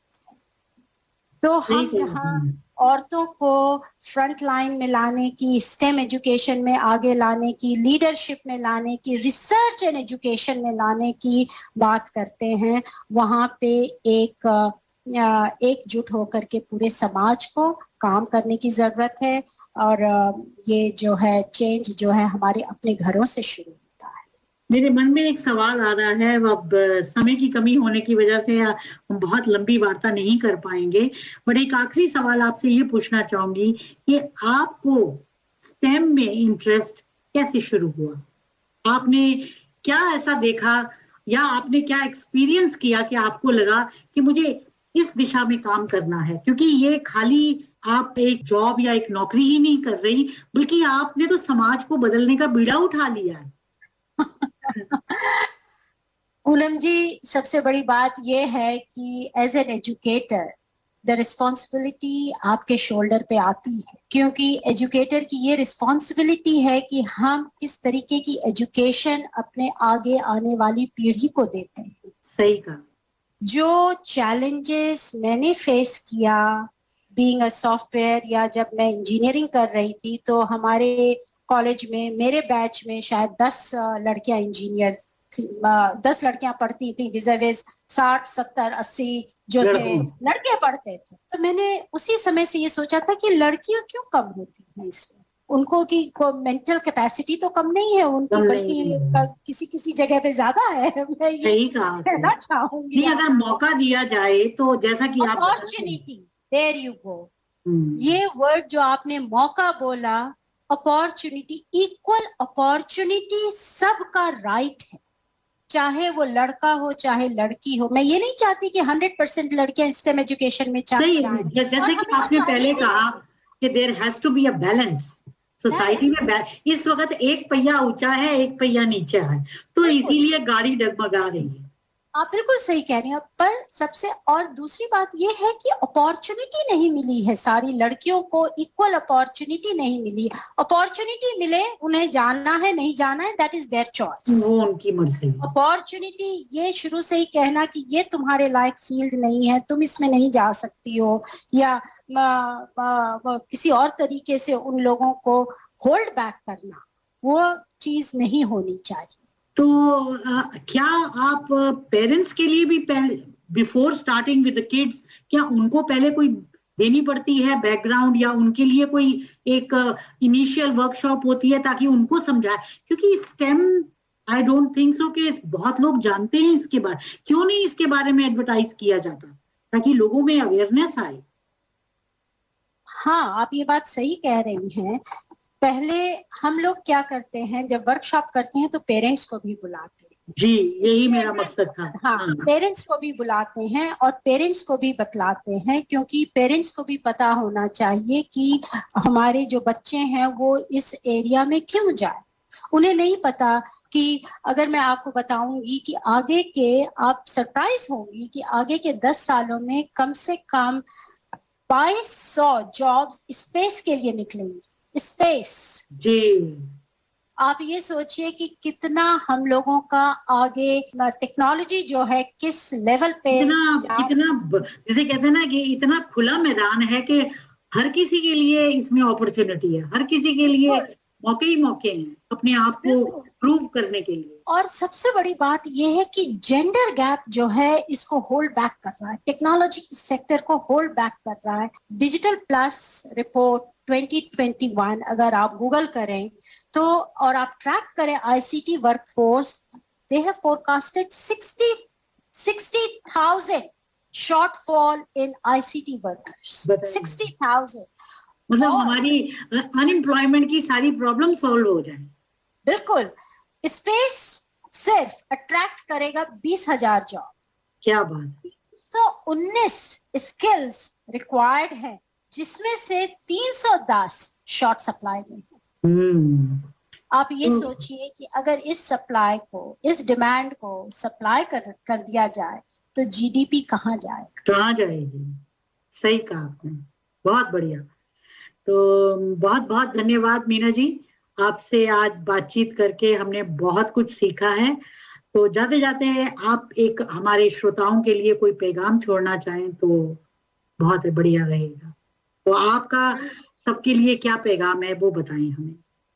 पूनम जी धन्यवाद, मुझे इस दर्पण परिवार के साथ जुड़ करके बहुत ही अच्छा लगा।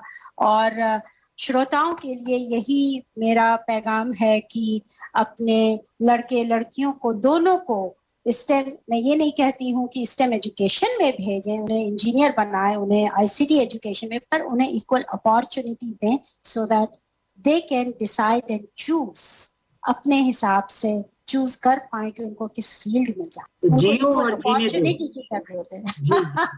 बहुत बढ़िया, धन्यवाद आपका। धन्यवाद Poonam ji, thank you. Are you looking for personal or business tax or self-managed super fund account and audit, formation of association, company or trust, cloud accounting with payroll solution with fixed prices? Mention Darpan Radio and get your first visit without any charge. Please contact Forbes Accounting on 8095-9405, that's 8095-9405, or visit our website www.fabc.com.au. Our address is Suite 1, 168 Burwood Road, Burwood. Forbes Accounting and Business Consultants are proud sponsors of Darpan Radio.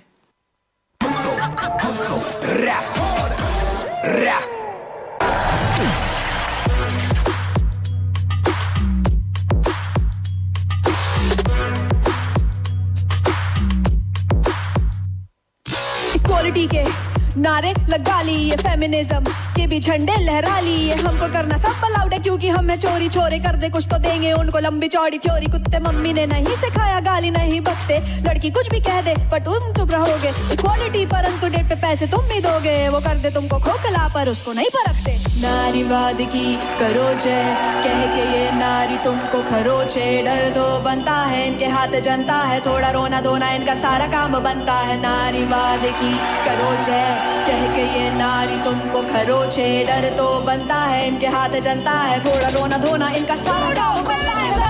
गाली बद्दू चलता है, मैं मारू चलता है, लड़के ताड़ू चलता है, लंबी लाइन छोड़ आगे बढ़ दू चलता है, घर पे बैठू चलता है, तू बहाने चलता है।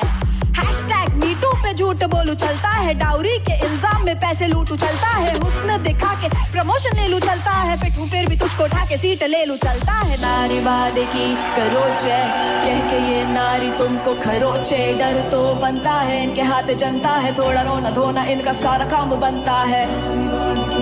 वैसे एक बात बोलूं, ऐसा नहीं चलता यार, कुछ बोलते हैं चल नहीं पा रहे बढ़ नहीं पा रहे यार, अब नहीं बनता यार। फेमिनिज्म ने आज ये भी सिखाया, छोरियों को बेचारियां छोरियों ने ही बनाया, जिनको बढ़ना है वो बढ़ती हैं, पहाड़ अकेले चढ़ती हैं, कुछ है जिनको वाहनों के पल्लू ने छुपाया। कंधे से कंधा मिला के चलना है तो चल दो ना, कोई मसला है तो हल दो ना, हक की लड़ाई कह के बेफिजूल अकड़ो ना, हक की लड़ाई कह के बेफिजूल झगड़ो ना। श्रोताओं, ये वुमेन्स डे पे रैप सॉन्ग आपको हक की लड़ाई है। श्रोताओं, जैसे कि हमने आपको बताया था कि हमारी आज की मेहमान संध्या रेड्डी जी। संध्या जी, आपका दर्पण रेडियो प्रोग्राम में बहुत बहुत स्वागत है। नमस्ते यतिन जी, और थैंक यू फॉर मुझे बुलाने के लिए दर्पण रेडियो पे। आप एक हमारी महिला सशक्तिकरण की अभी मैं कहूँगा कि पहचान बन रही है, तो उसके बारे में भी आपसे बात करेंगे। लेकिन संध्या जी, हम जैसे आपको लोग सैंडी रेड्डी की तरीके से जानते हैं स्ट्रैथफील्ड में, आपके यहाँ की काउंसलर हैं, आप हमारे श्रोताओं को अपने बारे में बताइए। मेरी हस्बैंड यहाँ पे 30 साल से है, जो कैरी रेड्डी है। तो शादी के बाद में मैं यहाँ पे ऑस्ट्रेलिया में आई हूँ और मेरे को भी 16 साल हो गए। जैसे मैं आने के बाद में पहले कुछ साल तो काफी खुद के लाइफ में बच्चे कैरियर बनाने में बिजी थे। उसके बाद में हमने थोड़ा थोड़ा सोशल सर्विस स्टार्ट किया था, फिर हम SES में इन्वॉल्व हुए, फिर काम कर ही रहे थे, फिर लगा कि नहीं और ज्यादा करना है तो अभी पॉलिटिक्स में, अभी काउंसिल में जाना है ताकि हम एक लेवल आगे जा सके। इसीलिए हमने काउंसिल में इस बार पार्टिसिपेट किया। और आप जीत की पहली बार में आई और आप काउंसलर बन गए। मैंने आपका जो शपथ ग्रहण समारोह था, मैं उसमें था, मुझे बहुत खुशी हुई, बहुत इस चीज़ का गर्व हुआ कि आपने वो साहस दिखाया कि आपने गीता पे शपथ ली। अब आपने ये निर्णय कैसे लिया था? एक चीज था कि आप जिस चीज पे आप बिलीव करते हो उस पे आप शपथ लोगे। तो जैसे जब से पैदा हुआ है तब तो गीता ही पढ़ते हैं, तो सनातन धर्म से आते हैं, तो हमने कहा कि गीता हमारे लिए सही होगा, कि ये सिर्फ सेरेमनी नहीं होगा, जो मैं मन से प्रॉमिस करूंगी वो मैं क्या बात है, जिस पे मेरा बिलीफ होगा उससे करेंगे। बिल्कुल सही बात। अच्छा, तो अगर मैं आपसे पूछूं कि जो आपने अभी महीना 1.5 महीना तो शायद हो गया है, कैसा रहा अनुभव आपका काउंसिल में? लगता है कि सब कुछ जानते हैं हम आने से पहले, पर आने के बाद में हमें पता लगा कि काफी कुछ है यहाँ पे सीखने के लिए। जितना कुछ आप कर सकते हो उतना ज्यादा, जितना ज्यादा आप सीखोगे उतना ज्यादा आप कर पाओगे। ये मैंने एक्सपीरियंस किया है 1.5 महीने में। आप चूँकि आज हमारा विषय है महिला सशक्तिकरण के ऊपर, क्या आप बताएंगी कि आपका क्या विचार है इसका, आपके लिए इसका मतलब क्या है? वुमेन एम्पावरमेंट कोई इक्वालिटी नहीं है मेरे हिसाब से जी कि विमेन मेन के साथ इक्वल नहीं है, वो डिफरेंट है पर सब कुछ कर सकते हैं। तो हर एक जो चीज आदमी करेगा वो मैं करने के लिए उसको महिला वुमेन एम्पावरमेंट नहीं कहूंगी जी पर वुमेन का वो स्पेशल है, वो लोग स्पेशल है, मेन स्पेशल है, हर कोई अपने अपने हिसाब से स्पेशल।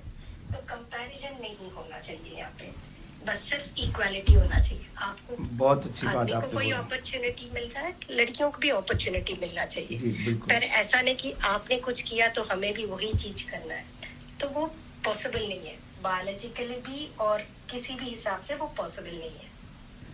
बिल्कुल सही बात बोली है। और हमारे श्रोताओं को आप क्या कह सकते हैं? क्या कुछ आपका लगता है कि कुछ ऐसा विचार है जो आप कहना चाहेंगी हमारे दर्पण के श्रोताओं को? कि विमेन ऐसा नहीं कि काफी लोग सोचते हैं कि इंडिया भी डेवलपिंग कंट्री है तो वहाँ पे विमेन को काफी खराब ट्रीट किया जाता है या फिर कहीं और ठीक तरह से किया जाता है। ऐसा नहीं है, विमेन को हमेशा सेकंड ग्रेड सिटीजन की तरह दिखाया गया है काफी सारी जगहों पे। जैसे यूके में पहले उनको वोटिंग राइट नहीं था, अगर आप वोट कर सकते हो तो आपको 30 साल का होना पड़ता था, जहाँ की आदमी को सिर्फ 21 का होना पड़ता था। और यूएस में भी ऐसा ही था, पहले लड़कियों को वोटिंग का राइट भी नहीं था, उनको 19th अमेंडमेंट के बाद में वोटिंग राइट मिला। और अगर आप पीछे चले जाओ तो इंडिया में चले जाओ तो इंडिया में तो 1921 से ही विमेन को वोट करने का राइट था, जब ब्रिटिश इंडिया था तब से ही था। तो एक चीज है कि आपको पूछना पड़ेगा, हर एक चीज के लिए पूछना पड़ेगा और थोड़ा सा लड़ना पड़ेगा। और हमेशा कि मैं वुमेन हूँ इसीलिए मेरे को दो नहीं, मैं इंसान हूँ तो ये मेरा राइट है। आप जब भी कुछ भी पूछो तो ऐसे ही पूछो कि मैं वुमेन हूँ तो मेरे को रिजर्व सीट दे दो या फिर मेरे को इसमें रिजर्वेशन दे दो।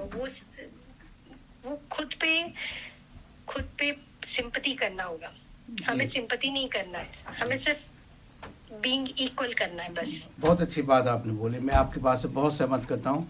संध्या जी आज आप रेडियो सेशन में नहीं आ पाई हैं, मैं चाहता हूँ कि अगली बार आएँ। और क्योंकि आपकी आवाज़ संभव अभी टेलीफोन से ठीक नहीं हो रही है, हमारे श्रोता लोग कह रहे हैं कि आवाज़ कम है।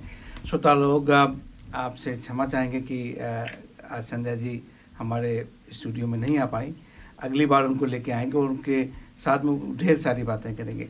संध्या जी आज आपके समय के लिए बहुत बहुत धन्यवाद। थैंक यू, नमस्ते।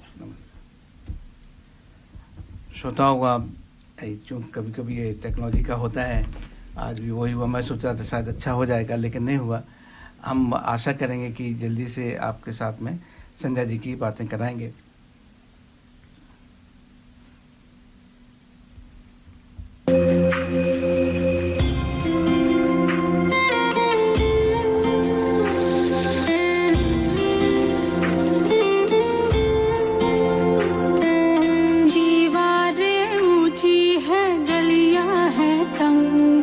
लंबी डगर है पर हिम्मत है संग, पाँव पे छाले हैं सांसें बुलंद, लड़ने चली हूँ आजादी की जंग। बेखौफ आजाद है जीना मुझे, बेखौफ आजाद है रहना मुझे, बेखौफ आजाद है जीना मुझे, बेखौफ आजाद है रहना मुझे।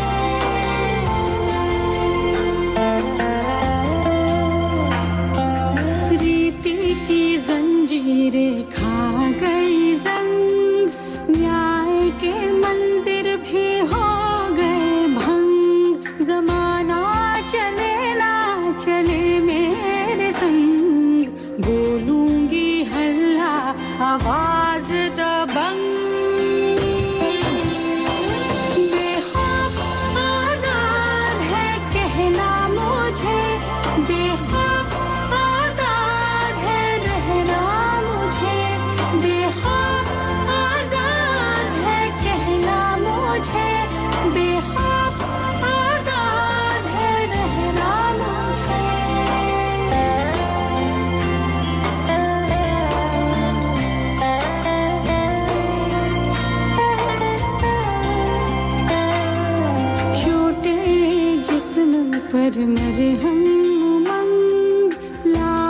नहीं हूँ मन जिंदा पतंग, दिल में उम्मीदें और खुशियों के रंग, हर आंसू बनेगा एक नई तरंग।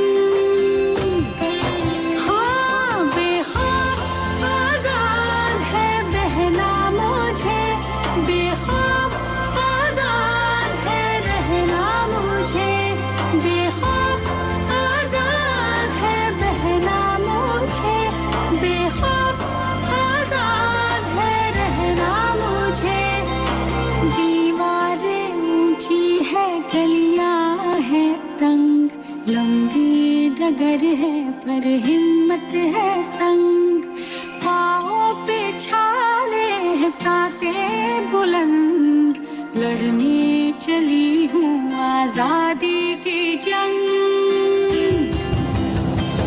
बेखौफ आजाद है जीना मुझे, बेखौफ आजाद है रहना मुझे, बेखौफ आजाद है जीना मुझे, बेखौफ आजाद है रहना मुझे।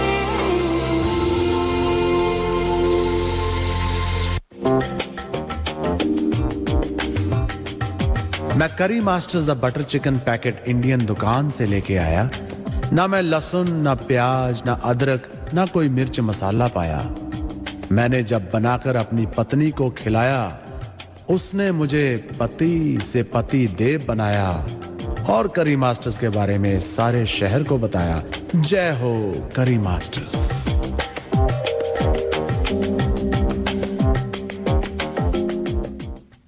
पूनम जी, काफी व्हाट्सएप्स पे जी, जी। लोगों को आपने टिकर कर दिया। थोड़ा इसके बारे में मैं सबका धन्यवाद करना चाहूँगी कि सब हमारे साथ जुड़े हुए हैं और अपने बहुत अच्छे से विचार भेज रहे हैं। जैसे कि सुधीर रायना जी लिखते हैं, these examples as those of Amitaji's family are progressive and reflect positively on our culture, but don't get the coverage they deserve.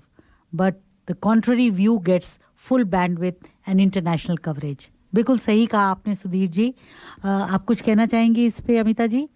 Sudhir ji धन्यवाद आपका, आपने बोला।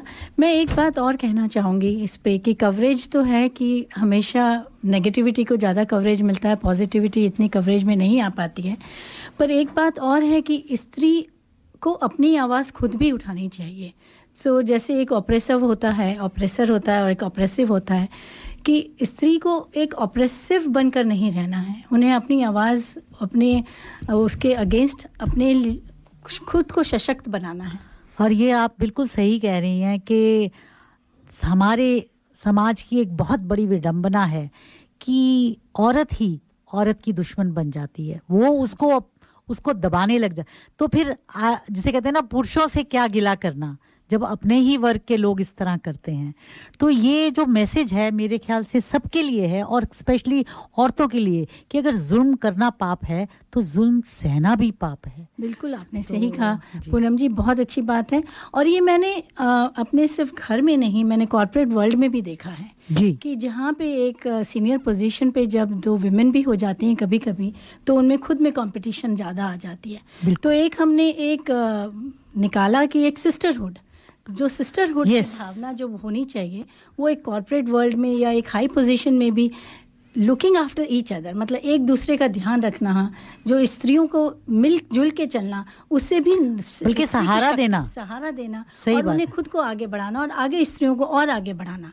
तो एक ये बात भी होती है कि स्त्री को स्त्री का ध्यान रखना चाहिए। बिल्कुल सही है। और हम अमिता जी, ऋचा जी भी यही कह रही हैं कि अमिताभ जी के प्रति प्रभात जी के विचार सुनकर सच में बहुत गर्व हुआ। बहुत सुंदर विचार थे उनके। फिर सुधीर रायना जी फिर लिखते हैं कि Poonam brings out some thought provoking statistics on disadvantages women face in cross section of our society. Pradeep Upadhyay ji लिखते हैं कि एक प्रश्न बल्कि एक शंका है। विद्यार्थी जीवन में मैंने अनुभव किया कि अभिभावक लड़कियों को शाम को घर से देर तक बाहर रहने के प्रति थोड़ा चिंतित रहते हैं, जबकि लड़कों के लिए यह इतने कठोर कदम नहीं। क्या इसे जेंडर डिस्क्रिमिनेशन का दर्जा दिया जा सकता है? मेरे विचार में ऐसी घटनाओं के पक्ष के दोनों पक्ष हैं और इन पर एक स्वस्थ एवं तटस्थ चर्चा भी की जा सकती है।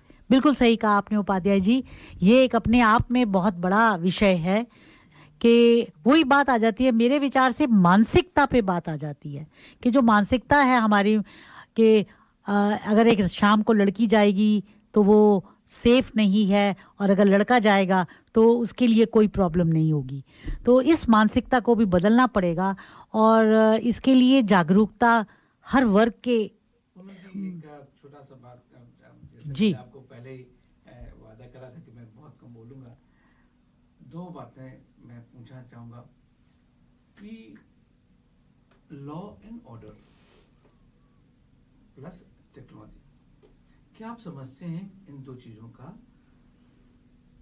बड़ा प्रभाव है? नहीं, प्रभाव तो हो गए, डेफिनेटली है, बड़ा प्रभाव है नहीं, मतलब सिग्निफिकेंट है। सही बात है कि ये मानसिकता बनी कैसे कि औरत रात के समय में सेफ नहीं। एक सेकंड बताइए कि जैसे कि अभी टेक्नोलॉजी आई है, मैं सीधी आपसे पूछता हूँ कि अभी जैसे बच्चा पैदा करने का होता है कि जो काफ़ी लेडीज का कैरियर इसलिए खत्म हो जाता है कि इससे परिवार बनाना है, उसके बाद में उसको वो बायोलॉजिकल जो क्लॉक है वो टिक हो रही है, वजह से वो एक अच्छा कैरियर था, सब कुछ उसको दांव पे लग जाता है एंड फिर वो खत्म हो गया, बाद बच्चे होंगे। लेकिन आज की डेट पे टेक्नोलॉजी बदल गई है, आप बच्चे जब चाहें तब कर सकते हैं, ऑलमोस्ट, मतलब आप 5-10 साल इधर उधर कर सकते हैं, जो मैंने सुना। बट इतनी प्रेवलेंट नहीं है, इतने ये है किसी एक पर्टिकुलर वर्ग तक ही सीमित है, हर कोई, ये आम चीज नहीं है यतीन जी। हाँ, पैसा पैदा करने अच्छी वो है उनका, हाँ, और चॉइस है, मैं कहता हूँ टेक्नोलॉजी अवेलेबल है। हाँ, ये एक चॉइस है उनके पास जो अफोर्ड कर सके, जी। इसी तरीके से टेक्नोलॉजी का हो रहा है कि जो लॉ एंड ऑर्डर का टेक्नोलॉजी यूज कर रही है, आज देख लोग पकड़े जाते हैं, कैमरा लगे हुए हैं, सिक्योरिटी हो रही है, तो इससे भी मैं समझता हूँ कि जो वुमेन के अंदर एक फियर होता था, जैसे सुधा जी लिख रही है कि जो मैस्कुलिन फैक्टर होता है, फेमिनिज्म फैक्टर होता है, तो उनसे जो टेक्नोलॉजी एम्पावर कर रही है वुमेन को, ये मैं कहना चाहता हूँ। इस अगर ये इस तरीके की समस्या है तो उसमें टेक्नोलॉजी का भी बहुत बड़ा हाथ है। बेशक बेशक, इससे बहुत कुछ बदलेगा ही, कोई रोक नहीं सकता है। आज आप घर, अभी यंग मदर हैं, वो घर से काम उतनी ही इफेक्टिव काम कर सकती हैं, पहले उतनी अपॉर्चुनिटी नहीं हो पा रही थी। जी, ये सच है।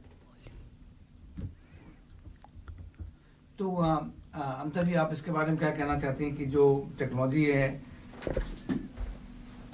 इसका कैसे, आप जो टेक्नोलॉजी बैकग्राउंड से भी आती हैं? देखिए यतीन जी, मैं ये कहूँगी कि टेक्नोलॉजी तो बढ़ चुकी है, लेकिन हमें अपनी मानसिकता बढ़ानी है। सबसे बड़ी बात वही ये है कि टेक्नोलॉजी जितनी भी आगे कवर कर दे, जब तक हम अपनी मानसिकता नहीं चेंज करेंगे, बदलेंगे, तब तक टेक्नोलॉजी भी नहीं होंगी। आपने करियर की बात की कि करियर में आप थोड़ा डिले कर दें, बच्चे होने के टाइम जैसे स्त्रियां थोड़ा एक बैक स्ट्रेक ले लेती हैं, लेकिन मैं कहूँगी बच्चों के साथ साथ भी उनकी प्रोग्रेस चलती रहती है।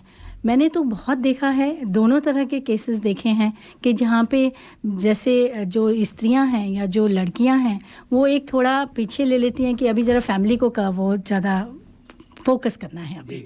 बट क्या होता है कि फैमिली के फोकस होने के साथ साथ अगर जो उनको सही सपोर्ट मिलता रहे तो उनका करियर गैप नहीं आता है, तो वो अपने करियर में बच्चों के साथ साथ भी आगे अपना स्टेप फॉरवर्ड ले सकती हैं। तो मैं वही कह रहा था कि जो टेक्नोलॉजी है वो इनेबल करे ना आपको। बिल्कुल कर रही है, किसी हद तक कर भी रही है, बट अभी उसका इतना प्रचलन नहीं हुआ।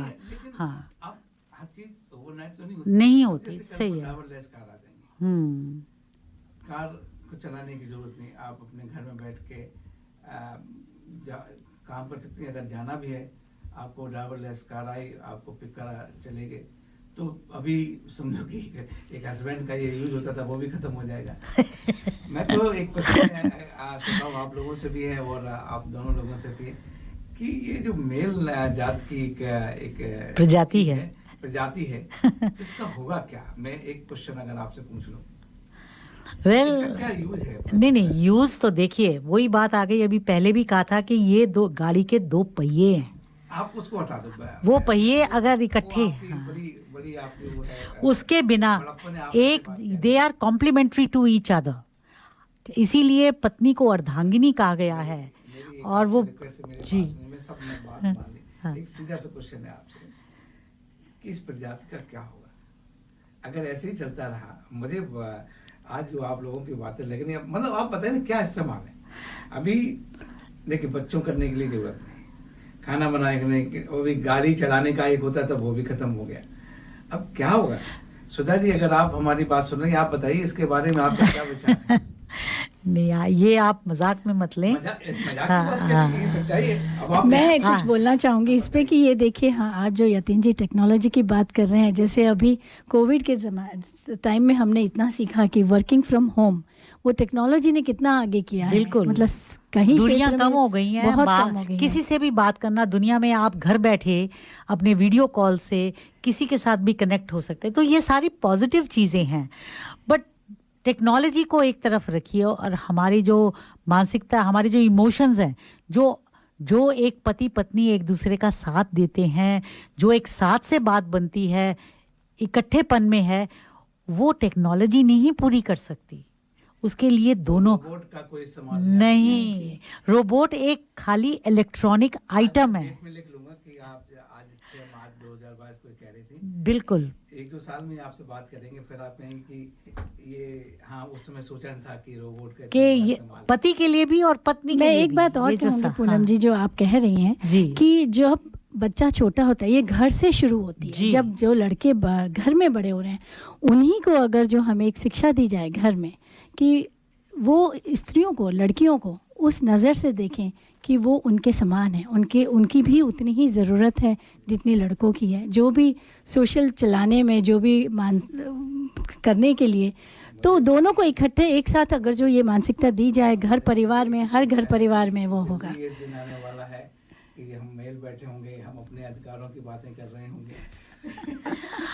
We are not just people who फिर वही बात आ जाती है कि आई वुड से कि औरत में इतनी शक्ति है कि वो अपने पति को या अपने भाई को अपने से ज्यादा कहने में गर्व महसूस करती है। जिस दिन आदमी में ये शक्ति आ जाएगी, समझिए समाज सुधर गया। अच्छा पूनम जी, एक छोटा सा ब्रेक लें। जी जरूर जरूर। मैं करी masters the butter chicken packet Indian दुकान से लेके आया। ना मैं लहसुन, ना प्याज, ना अदरक, ना कोई मिर्च मसाला पाया। मैंने जब बनाकर अपनी पत्नी को खिलाया, उसने मुझे पति से पति देव बनाया और करी मास्टर्स के बारे में सारे शहर को बताया। जय हो करी मास्टर्स।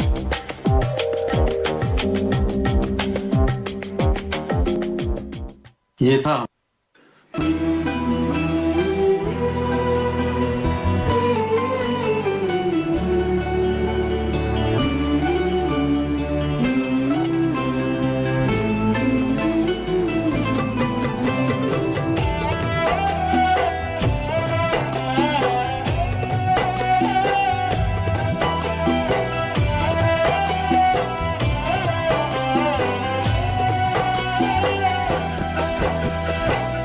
माटी में मिल माटी, पानी में पानी, अरे अभिमानी, अरे अभिमानी। हाँ, माटी में मिल माटी, पानी में पानी, अरे अभिमानी, अरे अभिमानी। हाँ, पानी का बुला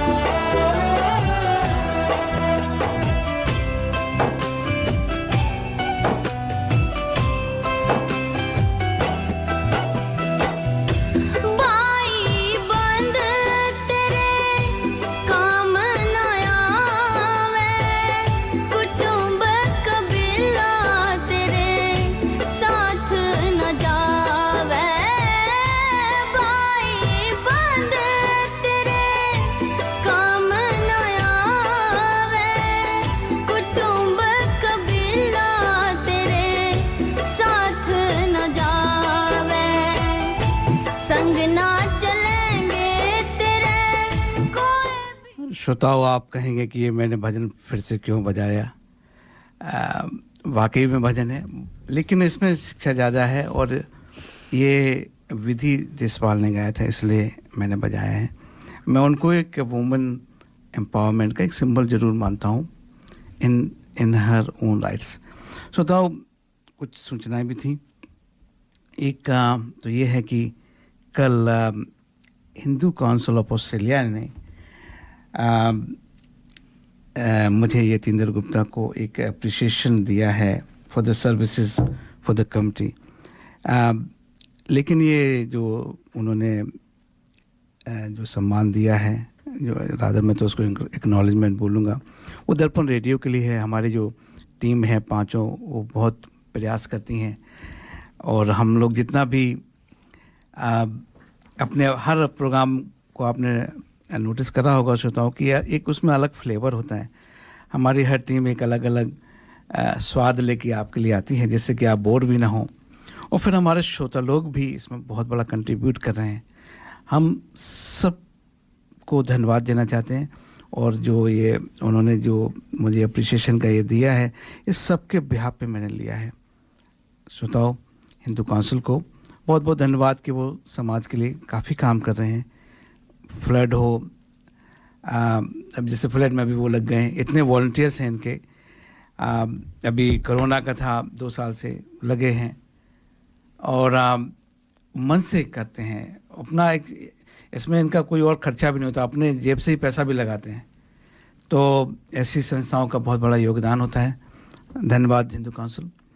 एक और सूचना है श्रोताओं, आप यहाँ पर 1 मिनट मैं कहना चाहूँगी कि यतेंद्र जी का एक्चुअली इस सारे प्रोग्राम में हमेशा ही बहुत बड़ा योगदान रहा है। ये ना केवल सिस्टम को ऑपरेट करते हैं, बट अपने टॉपिक्स के साथ और जो अपनी नॉलेज का भंडार है वो सबके साथ बड़े अच्छे से शेयर करते हैं। और थ्रू आउट कोरोना मेरे ख्याल ये हमारे एक ऐसे मेंबर हैं जिन्होंने कॉन्टिन्यूसली इस दर्पण रेडियो की, जिसे कहते हैं ना, ज्योत को प्रज्वलित रखा है, जलाए रखा है। नहीं तो हम में से तो काफ़ी लोग कई बारी नहीं आ पाए, पर सच में आपका तहे दिल से आभार है। पूनम जी, मैं तो एक ही बात कहूँगा कि अब भले ही आपको मैं रेडियो प्रोग्राम कर रहा हूँ, लेकिन मैं जो भी काम करता हूँ वो कॉज के लिए करता हूँ। मैं यहाँ पे भी आता हूँ तो उसके पीछे कहीं ना कहीं एक भक्ति आप कह सकते हो, एक सेवा का कह सकते हो, एक समर्पण, या मैं जो हूँ वही डिवोशन है, एक काम के लिए डिवोशन है। तो इसलिए मुझे वो नहीं लगता कि मैं हर हफ्ते आऊँ, इससे कोई फ़र्क नहीं पड़ता है, क्योंकि मैं किसी को कहने सुनने उसके लिए नहीं, एक अपने कॉज के लिए आता हूँ। देखिए, ये ह्यूमन नेचर है कि हम कुछ करते हैं तो उसके चाहे अनचाहे रिटर्न की उम्मीद हो जाती है। बट इन दिस केस आप बिल्कुल जिसे कहते हैं ना सेल्फलेस होके ये काम कर रहे हैं, तो वाकई में आप इस एप्रिसिएशन के हकदार हैं। बहुत बहुत बधाई हो आपको। लेकिन ये ज़रूर है कि इस दर्पण रेडियो प्रोग्राम ने मुझे बहुत कुछ दिया है। मैंने क्या दिया मुझे नहीं मालूम है, बहुत कुछ दिया, बहुत कुछ सीखने को मिला है। और श्रोताओं लोगों को उसके लिए भी धन्यवाद। आप जो फीडबैक, सही बात है, हमारे श्रोताओं का बहुत बहुत धन्यवाद जो इतनी एक्टिवली पार्टिसिपेट करते हैं हमारे साथ, और हमें इससे बड़ा एक्चुअली बड़ी मोटिवेशन मिलती है कि हम और अच्छा करके दिखाएं और अच्छे अच्छे टॉपिक्स लाएं। तो यहाँ पर यतीन जी, मैं एक ऋचा जी का एक सवाल था, वो उससे जी बिल्कुल वो उनका पूछना था कि can someone help or be part of STEM and she wants to contribute. तो ऋचा जी, मैं मीना जी से बातचीत करके फिर उनका कांटेक्ट आपको दूंगी, और हो सकता है कि आपकी वो इसमें मदद कर पाए। मैं भी कुछ ऐड करना चाहूँगी पूनम जी इस मामले में, स्टेम के मामले में। तो स्टेम को हमने भी बहुत प्रमोट किया है अपनी कंपनी में। जैसे हमने क्या किया है, एक हमने प्रोग्राम शुरू किया था जहाँ स्कूल के बच्चों को, जैसे 9th और 10th क्लास की लड़कियों को हमने बुलाया स्कूल से और दिखाया कि सॉफ्टवेयर कंपनी में क्या क्या वो कर सकती हैं। खाली कोडिंग ही नहीं होती है, स्टेम का बहुत वेरियस यूजेस में उनके इंटरेस्ट के हिसाब से वो कर सकती हैं। तो एक वो भी है कि जहाँ पे स्कूल में स्कूल के उस लेवल पर भी जाकर वो अवेयरनेस करने की बहुत ज़रूरत है, क्रिएट की जा सकती है। तो वो भी उस तरह के प्रोग्राम करने चाहिए और हो भी रहे हैं। चलो धन्यवाद। एक पल्लवी सिन्हा जी हमारी जानी पहचानी, हमारी अपनी पल्लवी जी, उन्होंने मैसेज भेजा है कि 7 मार्च कल शाम को 5:30 से 7 बजे तक एक वो कर रहे हैं how to adapt and make your business thrive during कोविड-19। तो वो कई उनके पैनल भी हैं। आप का ये जो संदेश है पल्लवी जी, हम अपने जो व्हाट्सएप ग्रुप है उस पर भी डाल सकते हैं। तो श्रोताओं, आप इस फोरम का, इस वार्ता का आनंद लीजिए। आप हो सकता है काफ़ी लेडीज़ को भी इसमें फ़ायदा होगा। तो प्रोग्राम को आगे बढ़ाने से पहले अपने स्पॉन्सर को एक बार दोबारा से याद करा जाए।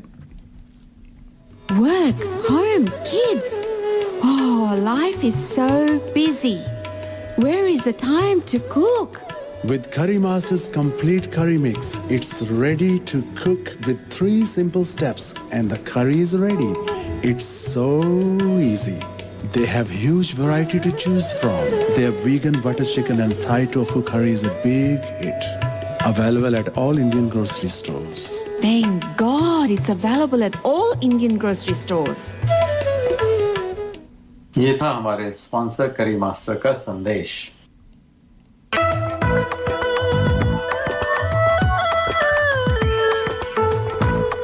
You can listen to community announcements and sponsorships on our website, dapanradio.org.au. आप हमारी सामाजिक सूचनाएं और स्पॉन्सर्स के संदेश हमारे वेबसाइट dapanradio.org.au पर देख सकते हैं।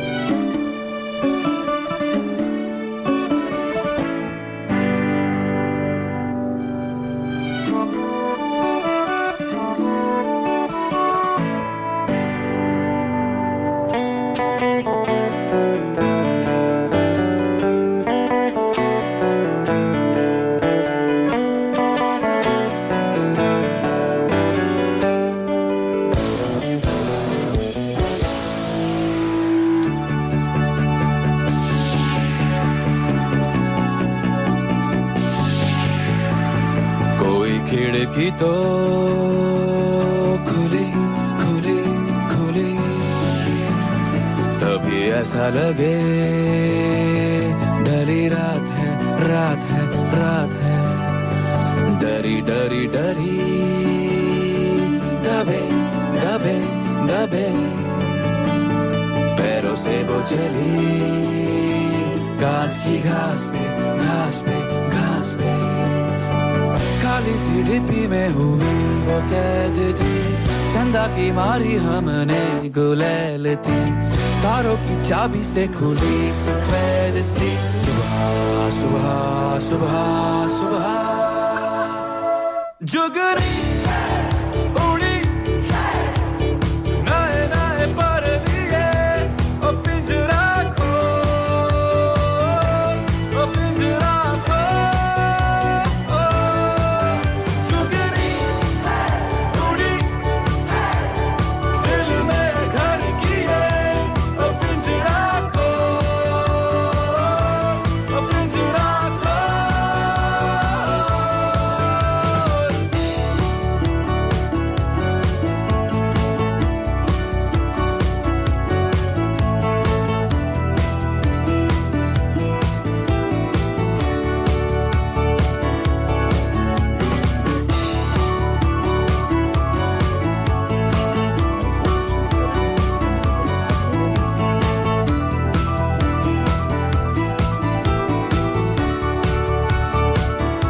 श्रोताओं, कैसी रही वार्ता?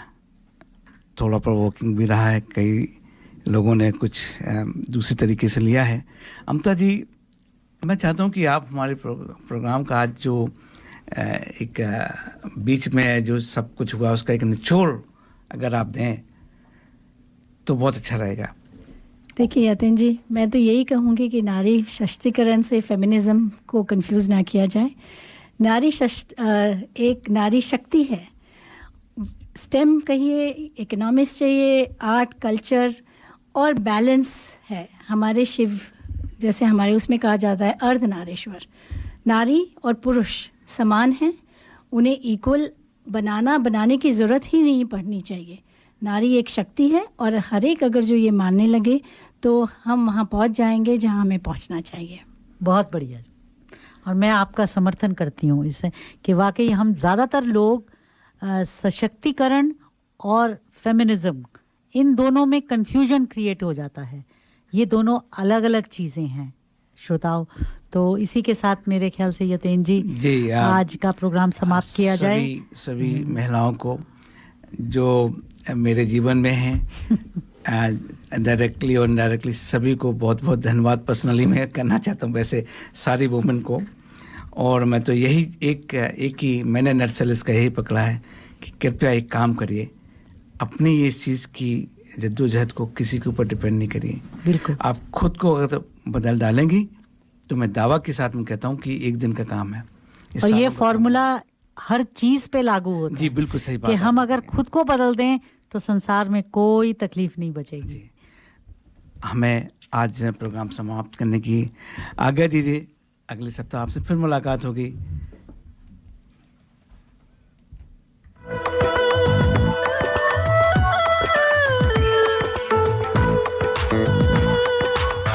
You have been listening to The Hindi Show.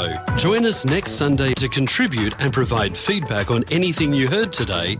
Contact us on feedback@darpanradio.org.au. आप सुन रहे थे हिंदी कार्यक्रम। हमें हर रविवार सुनिए सुबह 9 बजे से। अपने विचार भेजिए आज के कार्यक्रम के बारे में। ईमेल कीजिए feedback@darpanradio.org.au।